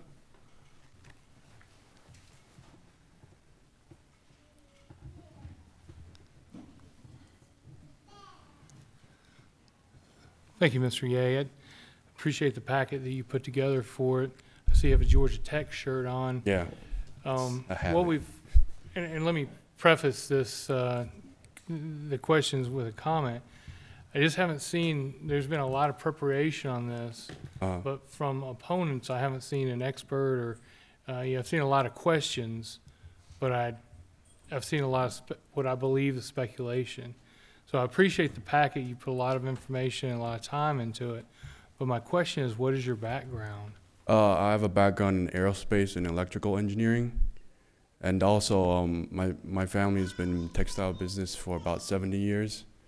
So we have both extensive business and engineering background, because I have a lot of family members that also do construction. I actually have my uncle. He used to own a sand dredging facility in Taiwan. So I'm pretty familiar with certain things as well. I bet you they don't have very much regulation in Taiwan, do they? No, they don't. That's why I had to pay. There was one time I had to go to court with $300,000 cash for bail, but that was a different story. All right, we'll talk about it another time. Yeah. Moving right along. With the engineering background, I mean, does that have anything to do with geology or what's going on here? I mean, well, I want to know how you know about the. Let me answer that. Actually, water table. Before I purchased the property, I actually hired an engineering firm. I can't remember what they're called, but they're pretty big. Environmental engineering firm out in Cobb County. They did an environmental study before I purchased the property, because I want to make sure that the land and the water wasn't polluted by the Bluegrass Quarry. And what they informed me was that the way the watershed, because they had to do the research on the watershed for me, because I also asked for water quality of the well as well, and the formation, the groundwater. So what they told me, I just told you. It's the shape of the granite and the slope of the granite that divides the bluegrass from the north part of the railroads. And so, as Mr. Boyd would say, that the igneous formation is pretty much consistent from the top to the bottom. So if there's a bulge on there, the bulge will be consistent all the way down to the bottom of the vein. So what that brings up is theirs is higher. So on the bottom, about 200 feet or however many feet it is underneath that they're trying to dig, it'll still remain consistent. So once they dig below my well, it'll cut off the supply that was supposed to supplement my well water in that water table. Thank you. No problem. I mean, this is an important issue. Mr. Boyd, can you address that? I still don't follow the logic, unfortunately, so it's hard for me to address that. Again, what I can tell you is that there are a lot of these quarries performing this same exact type of activity in lots and lots of places in granite quarries, and there simply aren't issues with wells. Thank you, Mr. Boyd. My last question is just kind of a general question. I just want to know, of the opponents that are here, how many people have actually talked to Mr. Boyd or attempted to talk to Mr. Boyd? One in the back. I'm sorry, I was just wondering, from the opponents that are here, how many people have actually talked to Mr. Boyd about the project? It's just a question. Not yet.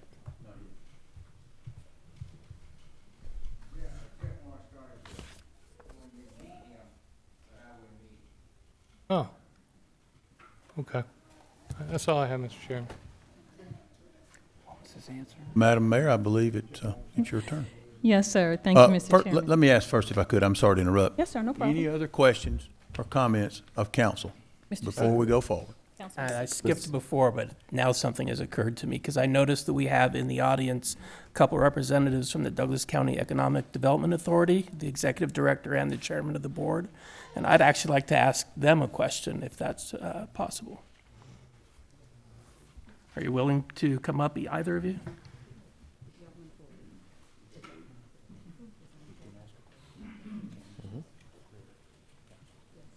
Name and address for the record. Good evening. Chris Pumphrey, Douglas County Economic Development Authority, 8512 Bowden Street, Douglasville. Ron Wilson, Chairman, Development Authority, Douglas County, 8551 Lake Forest Drive, Douglasville. They will. My question is this: with the work the Economic Development Authority does in the county and in the city in trying to bring businesses here, and the strategy you're currently working on, the strategy, the master plan, how does another quarry in our community fit into that, or how does that cause issues or opportunities? Sure. So yes, to your point, we are working on a master plan for traffic study and land use study on the east side of the county. And that is born out of a strategic corridor strategy, where we are looking at multiple corridors throughout the county, starting on the east side of the county, then planning to move towards the central part, Highway 92. We've done a lot of work on the southwestern part of the county, then also looking on this side of the county where the proposed quarry is. And so we're taking a look at those corridors for development, and we decided to focus our attention on the east side today because it had most of the pressing issues.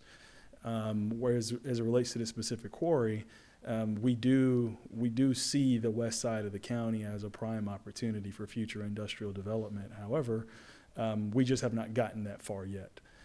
So to say whether the quarry is adverse or supports, we don't know that just yet because we have not had the opportunity to study it. Thank you. I've got a few questions. I'm sorry. Do you have continued questions? I think Mr. Wilson had a follow-up to that as well. Well, we do have a few comments to make when it's appropriate. So if now is the time, it's your call. Gentlemen, the public hearing has been closed as far as comments. The time that you would have been allotted to do that has passed, and we've closed it. We cannot reopen that according to council. So if you're asked questions of this body, then you can answer those with no problem. That would be the limit. Mr. Pumphrey, I wanted to know how long you've known about this, the existence of this potential issue, this potential project. Sure. I was first informed, notified of the project back in mid-September. That was through a happening meeting with Jeff Morris, and we arranged a meeting where we discussed, where I was introduced to the project and really outlined, I think it was referenced earlier, kind of the transportation plan. I think Commissioner Guida referenced, talked about kind of what some of the plans were, talked about what I just referenced for Councilman Siegel as well, about our look at various corridors throughout the county. So it was first in mid-September. We actually did set up a follow-up meeting with our DOT transportation director back on October 3rd of this year, where we had lunch to talk about. Did you have lunch with Mr. Boyd and these other folks? Yes, it was myself, Mr. Boyd, his representative, the DOT director, and Chairman Wilson. And actually, after that October 3rd luncheon was the last time we actually worked with them. You met with him 3 times? Twice. Twice, and phone call, like I'm presuming the first time? The first time we actually met in the hallway after a commission meeting. And actually that was to set up a meeting. Now, I'm a member of the development committee. Did you actually ever talk to me or anybody else on the development committee for the city about this issue? I was informed of I was informed of their intentions. I actually didn't even talk to my board about Who's it. their intentions? The applicant for the zoning. Not the committee's intentions. No, the applicant. I had a meeting with them, which was to us a preliminary meeting to hear what they wanted to do. They actually came to us requesting our support for zoning. And so we had a meeting about that. Then the follow-up meeting was in regards to the transportation component, which was our last engagement. To that point, to your question, no, we did not engage. I don't know the members of the committee. I had a conversation with Councilman Adams, the fact that I learned about this project, but that's the extent of it. Okay. So there was, other than Councilman Adams, you spoke with nobody else about the city upon learning the intent behind Mr. Boyd's project? Yes, the next conversation I actually had with anyone in the city specifically about the project was probably the date of the zoning meeting. Now, we have the city has a contract with the Douglas County Development Authority, isn't that correct? That is correct. And you are the executive director for the Douglas County Development Authority. That is correct. In fact, in 2015, you grossed over $230,000 for doing a job in that position, right? I did what now? You grossed, you earned over $230,000. If my W-2 says that, then yes, sir. That's what it says. I don't remember those things off the top of my head. My final question for you is, if you know about projects and you have an obligation to discuss these projects with the city, why did you not come to the city to discuss these issues prior to the zoning board meeting? Well, I guess you're stating that I have the requirement to do so, which I'm not certain that is the case. I believe we work with projects all the time. We do RFIs on a daily basis. And to us, that is a project that doesn't, our requirements are to answer to our board members. I'm hired by the board, the Development Authority Board. And so therefore we have how we work with projects. I do not share every project with the chairman that we work on. I only share at the point where it's necessary to be shared. And that is up to the discretion of the director to make that determination. Okay, I'll let it go at Thank that you, sir. for now. Mr. Chairman, I have one more. Mr. Humphrey, did you ever get a report from the Development of Regional Impact Review from ARC? No, sir, I've not seen that. Okay.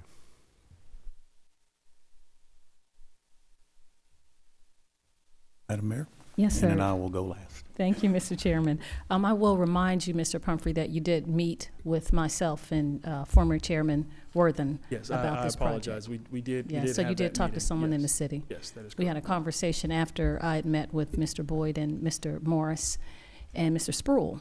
Yeah, And so shortly after that meeting, you met with the chairman and I at Gabe's. The food was very good. It was good. And it's Mr. Wilson as well. So we all had a meeting at that time, just to refresh your memory. Yes, I'm sir. sure the timeline is a lot going on, but you did The meet with someone. timeline does get blurry. I appreciate that. Yes, sir. Chairman, thank you, Madam Mayor, for explaining that. The reason I asked those questions Yes, sir. is when I asked Mr. Pumphrey the other night about how long he knew about this and how many times he had the opportunity to meet with Mr. Boyd or others, he told me he knew about it 5 months ago and had no other knowledge of it until the day before the zoning board meeting. So I'm trying to get my facts straight on this.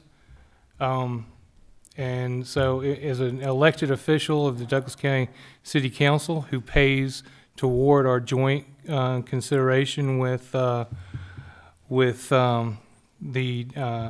Development Authority. the Douglas County Development Authority, I'm surprised to have misinformation given to me by somebody who has a legal obligation to confer with us.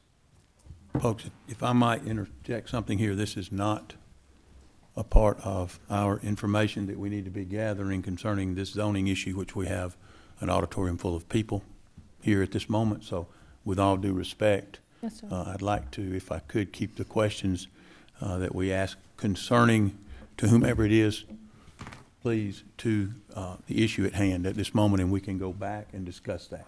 Yes, sir. Thank you, Okay. Mr. Chairman. I just Yes. want to interject his memory because he did meet with someone Yes, else from the sure, city. I He didn't understand. keep the information to himself. I understand. So the couple of questions that I had, I submitted some questions to staff, and they passed that information on to you, Mr. Chairman. But I just wanted to ask Mr.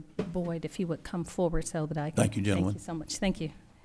Ask a couple of Floor things. is yours, Madam Mayor. Yes, sir. Thank you so much. Thank you for your patience again and answering all the questions from the community and from ourselves. We really appreciate it. Yes, ma'am. The couple of questions that I had now, it was touched on a little bit by the Development Authority and some other elected officials that you did meet. You were very, did an excellent job and very assertive in meeting with the elected officials, rather it be some from the county, from the city, and from the Board of Education. And a lot of times when we have developments that are somewhat controversial or may impact the community, that developer or the person that's proposing that project will meet with the citizens. So did you have a group meeting, the same favor to meet with the elected officials? Did you talk to the community? If so, it seems like a lot of these questions would have been addressed and answered, before we had gotten to the public hearing, zoning board hearing or city council hearing. I understand, and I did attempt to reach out to several, through liaisons like Mr. Morris, who has helped really kind of shepherd me through and introduce me to the folks that I needed to meet. Unfortunately, I was turned down by many. A couple of the successes that I had, one being David Latham, who is probably going to be the most affected business with regard to the new traffic that would come down West Strickland. We sat down, had an hour-long conversation, and he's fine with the project. He's happy to see us coming. He was satisfied with the answers that I gave with regard to how we intended to operate and the mitigating measures that we would put in place to, keep dust down and manage traffic. Yes, sir. And of course, some of the questions that I raised on last Thursday, one was about maybe taking bluegrass over, maybe just like a bank. I said Mr. Yaki worked for Bank of America, and they've gone throughout the country collaborating those banks and consolidation. So I talked to you about that, and you said if they were able to, maybe you could talk with them. It wouldn't be a hostile takeover, but I did talk with one of the managers. Mr. Miller left me an email and called me, and I returned his call. And so when I asked about maybe collaboration, he said that the numbers that you'd given us for 2040 that ARC provided for doubling of population in Douglas County, that Bluegrass had 120, 130 years of capacity for mining. Okay. And so, and that's that. And then the one, of course, Vulcan over in off of Lee Road. So just bringing that to the table. And and the tax digest, I asked that question about the taxes as well. And the tax digest, I believe they made $6.4 million last year, but the tax digest was $26,000. So Mr. Siegel and I were on the same vein in that when the railroad comes through, do we get any money? It seems like Norfolk Southern is exempt, and asphalt and concrete produce is exempt, so I'm not certain how much of an impact. Of course, the jobs would be an impact, but the company actually being here, how much money would the city receive in tax digest? Those were two questions I know was kind of muddled together, but the tax digest and then the capacity for the current rock quarry that we have. Okay. I'll address the reserves position. Again, I made the comment, I think, that was my best estimate. And the only way that I could come to that number is to get on Google Earth, measure their pit, and make an estimation based on the depth and the width, the geometry of that pit. Yes, sir. How much more stone was there. Now, I do see that they've got plenty of land to the south where they would have to move a creek, move a lake. They've got the land, there's reserves likely under their plant. So at that point, where does the plant go? Does it go closer to the neighborhoods or the schools or, the other things? Who knows? So I apologize if I'm wrong about their reserves, but really, that is not the real crux here. The crux is that the north side, where we would intend to put the plant, taps into something that they can't and never will.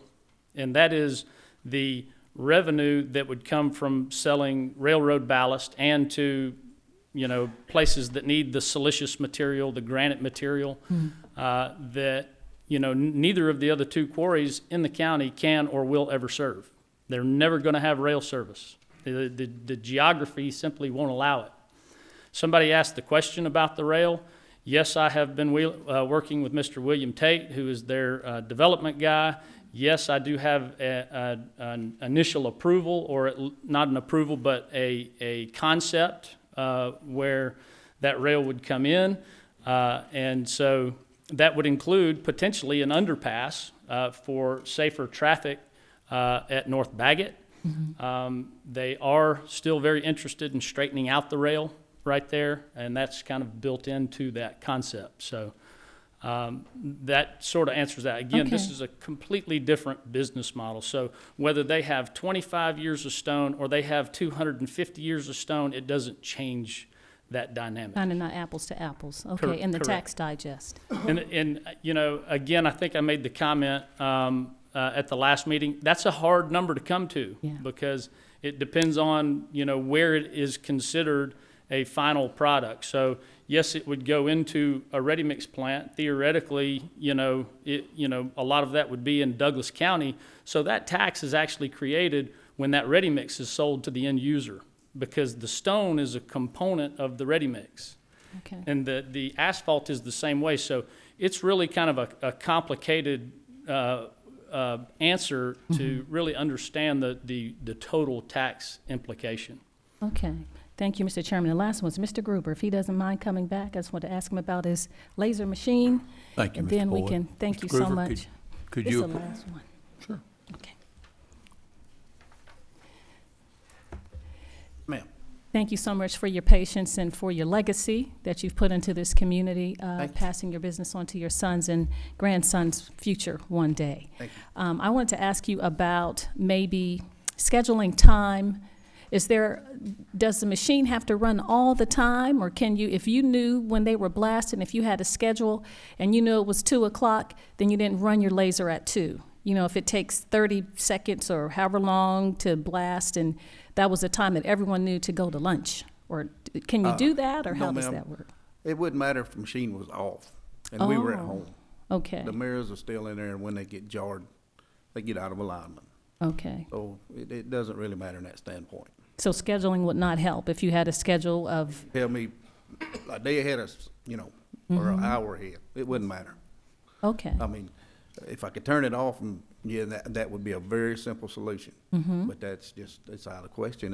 Like I say, it don't matter if you turn the power off and just leave. It still gets jarred. Okay. All right. Thank you. Yes, I don't ma'am. know about the laser machine, so I had to Well, you're ask. welcome to come out. Yes, sir. Thank you. Thank you. All right, Mr. Chairman, are you going to ask how many are for? Yes, we can do that. The mayor has requested, in a very respectful, very quiet, no clapping, no yelling, just if we could, as the room, for those of you that are here in support of the project, if you would just quietly stand for viewing so that we can see. And then those of you that would be in opposition to this issue, would you please stand? Mayor? Thank you, Mr. Chairman. Thank you so much. That's all I had. Thank you, sir. Okay. Great job, Mr. Chairman. Before I make my comments or ask any questions, are we okay? Everyone okay here? Mr. Chairman, I have one more small question. I'll allow you one more small question, Mr. Davis. Go ahead. Mr. Boyd, would you come to the podium one more time? And one of the gentlemen asked, how long were you planning on being a good neighbor? I plan on being the person that is here. I will be the person that you see interacting with the city, with the Chamber of Commerce. If you want to find me, should this come to fruition, you come to the office at the quarry, and that's where I'll be. And, our projection right now, based on the test drilling that we did, we have proven We haven't looked at the entire piece, but we have proven 60 million tons of material. So in terms of how long will I be a good neighbor, there's a good long period of time out front to extract that kind of volume and sell it. Also, Strickland Street is a small street. So how would you go about developing that street and into the corridor? Well, the way I understand it, the West Strickland from the property line all the way to the stop sign where it meets the intersection of West Strickland and South Flat Rock, it's actually wider. The lanes are wider than the other section of West Strickland. Again, I think the ingress egress is adequate. There are no weight limits on West Strickland. There are currently dump trucks that run up and down through there every single day from the WSA. The maintenance shed is right up South Flat Rock there. Watch tractor trailers, dump trucks, carrier trucks, you name it, they're using it every single day. The other issue that someone brought up was the 33-foot clearance sign. I'd like to remind everyone here that all traffic that comes toward or from Hiram toward Douglasville on 92 is directed to turn left before it crosses the railroad tracks. Then it goes down and makes that next crossing just past, I believe, where 92 sort of zags there. The clearance there is 15 feet shorter than the Strickland crossing. And there's truck after truck after truck after truck that passes through there successfully hundreds and hundreds and hundreds of times a day. You've done your study. Thank you. Mr. Chairman, that's all. Thank you very much, Mr. Davis. All right. I have some questions that I have compiled and been asked to ask, and wanted to make sure no one else was asking those. I felt as though my role tonight would be more of a moderator, and since some of these have not been asked, I will ask them, and then we will conclude this. Mr. Boyd, would you please come back to the podium for us? And again, let me thank each of you before I start for your patience, for your respect, for your professionalism and the way you've handled yourself tonight. I really appreciate it. Council, Mayor, all of you.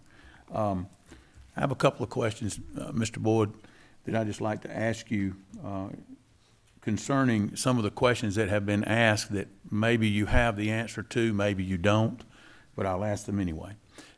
Just as a matter of buffers, I've had some calls from some individuals that don't really have information as to the distances that you would set your plant, that you would set all of the various components in regards to the distance from their home or from their property line.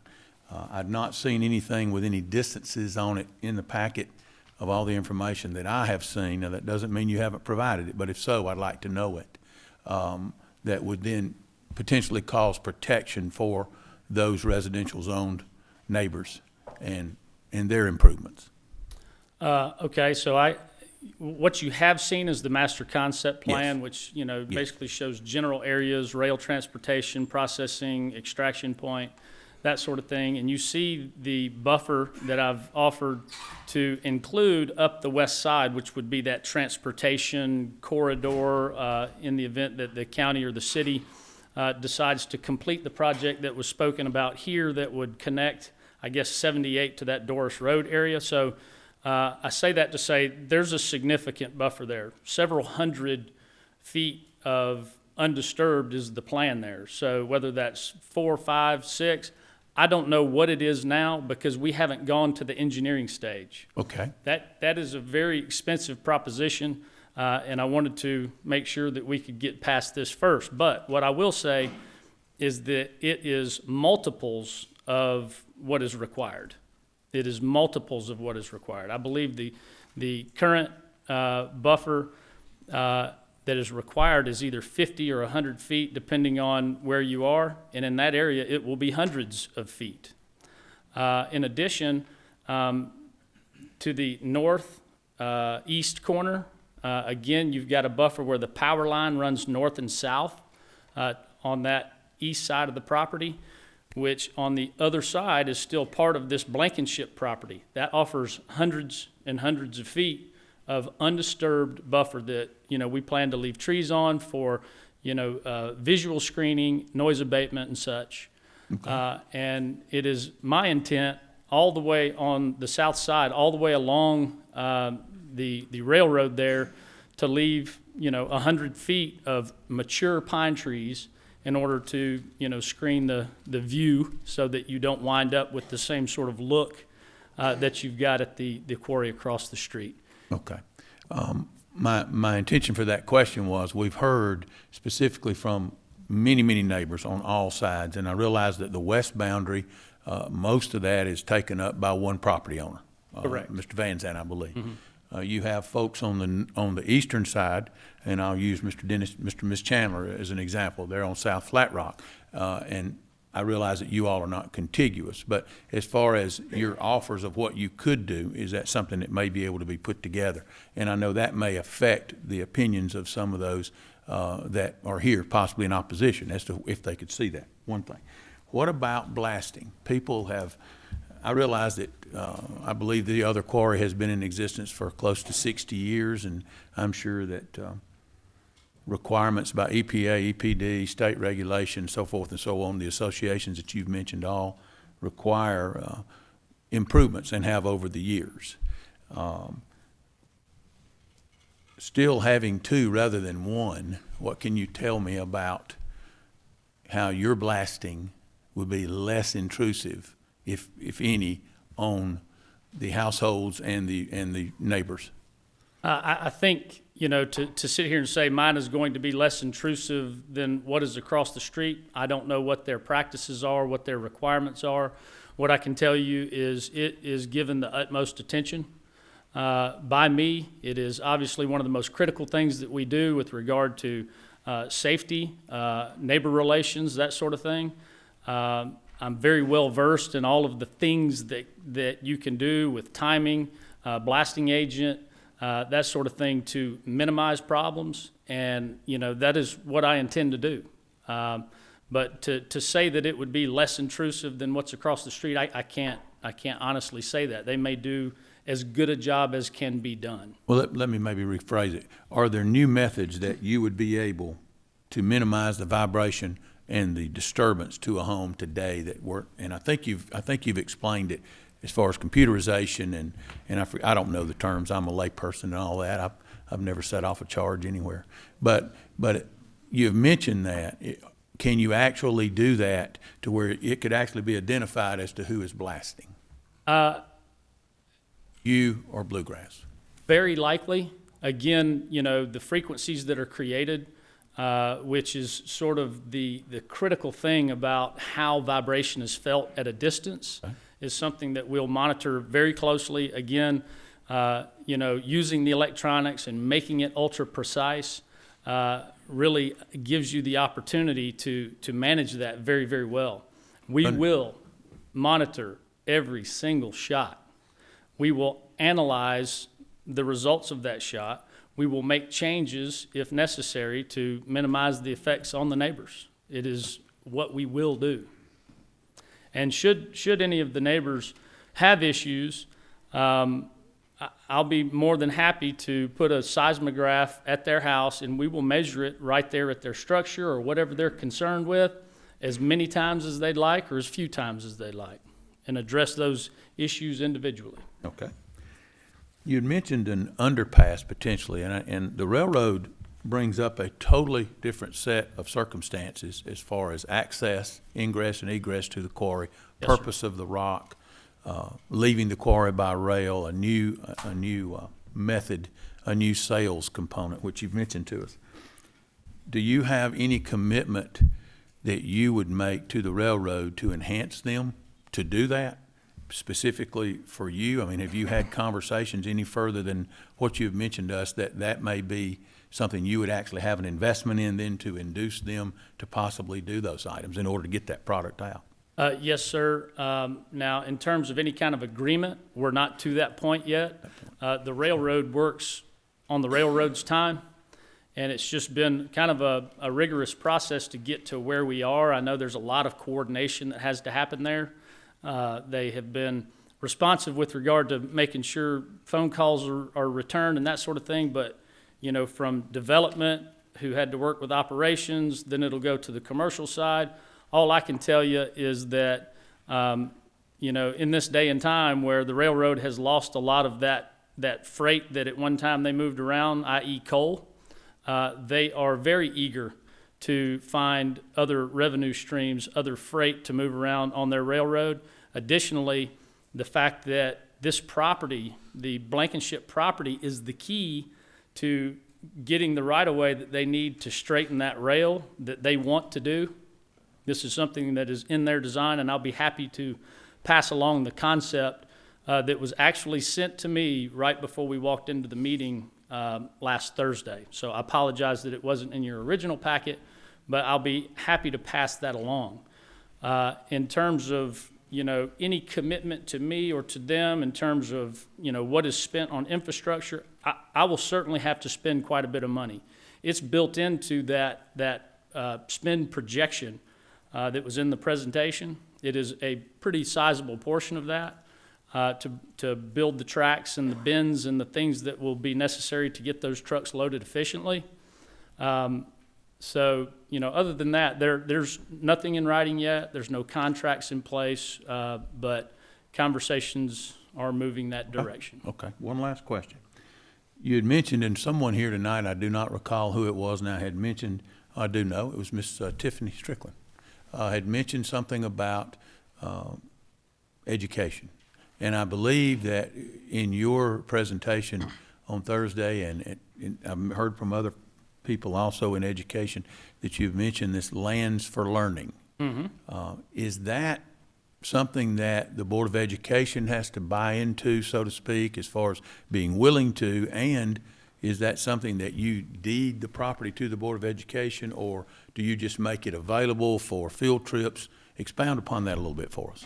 My vision was to, at no cost to the school system, build a facility, a pavilion, close to an area that they could use for biological or natural studies. It's not intended just to be an outdoor classroom. It's for when they want to come study minerals or biology or whatever, they come with the intent of doing that on site in the field.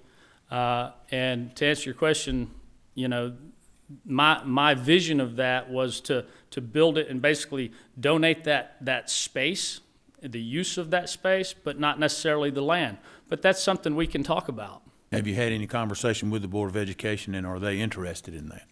I have had conversations with 3 of the board members and Dr. Pritz, the school superintendent, and I can't speak for them, sure, but it seemed like something they were interested in, yes. Okay. Thank you very much. I believe that's all my questions. Thank you. Thank you, Mr. Boyd. Okay.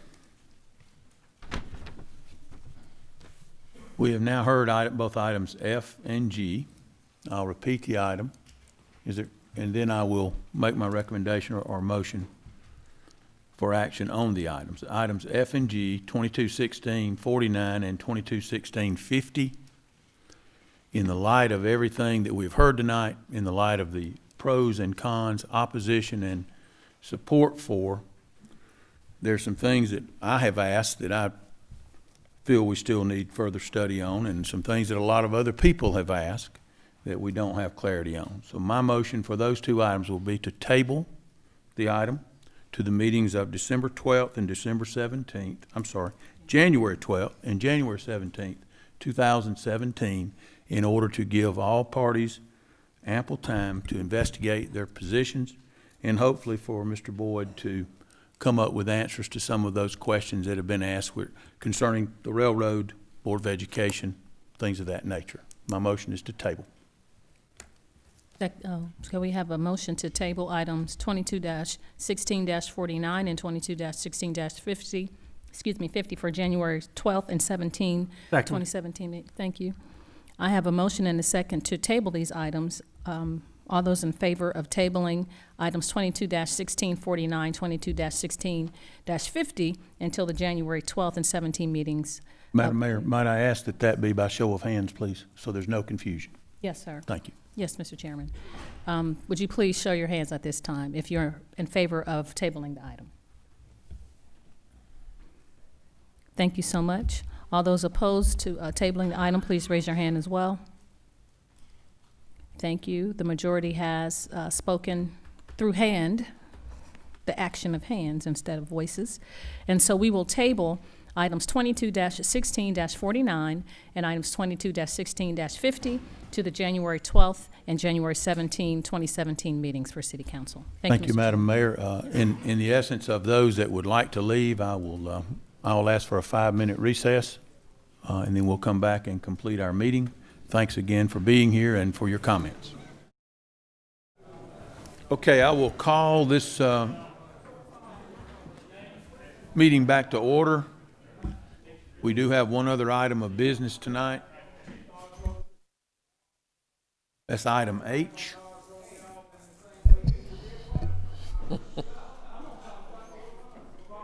One moment, folks. They're out in the hallway.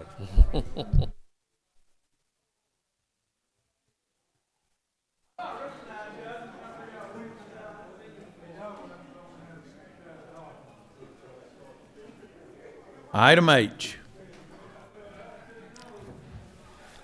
Item 22-16-51, hold a public hearing and consider a request for amendment to the City of Douglasville's future land use plan from light industrial to heavy industrial on 45.55 plus or minus acres at parcel number 01900250009, located land lot 190, District 2, Section 5, Parcel 9. That application made by Bart L. Boyd. Because we have not yet made a decision on rezoning, that I would then make a motion, since this item is tied to those, to table item 22-16-51 till the meetings of January 12th and 17th, 2017. Second. Thank you so much. It's properly moved and second to table item 22-16-51 to the January 12th and 17 meeting 2017. Are there any questions or comments as it relates to this item? Thank you. All of those in favor of tabling the item, please say aye. Aye. Opposed, same sign. Thank you. The ayes have it. That's all that we have, Madam Mayor. Thank you. Are you sure, Mr. Chairman? I am sure. Okay. Thank you, sir. You've done an excellent job. We'll move on to Parks and Recreation Committee. That's chaired by Councilman Chris Watts. Thank you, Madam Mayor. We have no items tonight under Parks and Recreation. Thank you, sir. We'll move on to Finance Committee. That's chaired by Mayor Pro Tem Larry Yockey. No items tonight, Madam Mayor. Thank you, sir. Information and Technology Committee is chaired by Councilman Richard Siegel. No items tonight, Madam Mayor. Thank you so much. Maintenance and Sanitation Committee, that's chaired by Councilman Mike Miller. No items tonight, Madam Mayor. Thank you, sir. Transportation Committee, chaired by Councilwoman LaShawn Verdanley. No items, Madam Mayor. Thank you. Personnel and Organization Committee, Chairman Councilman Mike Miller. No items tonight, Madam Mayor. However, I would ask that we adjourn. Okay. Adjourn into executive session after the meeting. Yes, sir, to discuss a personnel matter. That's correct. Thank you so much. Transportation Committee, I've done that one already. Ordinance and Intergovernmental Committee, Councilwoman LaShawn Verdanley. No items. Thank you. Education and Training Committee, Councilman Samuel Davis. No items this time, Madam Mayor. Thank you. Thank you, sir. Is there any other business to come before committee for councils tonight from city council members? Okay. City Attorney, Mr. Joel Dotson. No business, Madam Mayor. Thank you, sir. Chief Assistant City Attorney, Ms. Susan Littlefield. No business, Madam Mayor. Thank you, sir. Chief of Police, Chief Gary Sparks. No business, Madam Mayor. Thank you, sir. City Manager, Ms. Marsha Hampton. Yes, ma'am. Just to remind the viewing audience that we do not have another meeting this month. So the next round of city council meetings will be January 3rd for the legislative work session and January 5th for the voting meeting. So we will meet back in after the first of the year. And then if you all, before you leave, would see me, I have something for you. And I'll say Merry Christmas. Thank you so much, Madam City Manager. Would you give the times in the days or City Hall is closed for the holidays for the viewing audience in case they wanted to had something urgent that they want to come to City Hall for. Yes, ma'am. City Hall will be closed this coming Friday in observance of the Christmas holiday, as well as the following Monday. We will also be closed for the New Year's holiday on January 2nd. So those closing dates for City Hall are December 23rd and December 26th for Christmas, and January 2nd for the New Year. Thank you so much. Okay, comments from citizens and delegates. I don't know if there's anyone left, but if anyone wants to have something to say to the council that was not covered on the agenda items, you're now welcome to come to the podium and give your name and address for the record and give us your concerns. I don't see anyone. The lone reporter. Okay, staff reports. Something to say. Okay, not having any staff reports, then we will move to, I need to request a motion from someone to adjourn into executive session to discuss a personnel matter. Open the floor. I'm Mr. sorry, Chairman, Madam. did you? Mr. Chairman? We have, sorry, Mark. Ms. Hampton, the city manager, has personnel items to discuss. I'm sorry. That's okay. Just, if you make a motion, we'll get a second, then we I can. move to adjourn to send to executive council for discussion, executive committee to discuss the matter of personnel. Thank you. It's been moved. Thank you. It's been properly moved in second for us to adjourn into executive session to discuss a personnel matter. All those in favor, please say aye. Aye. Opposed, same sign. This meeting is adjourned into executive session.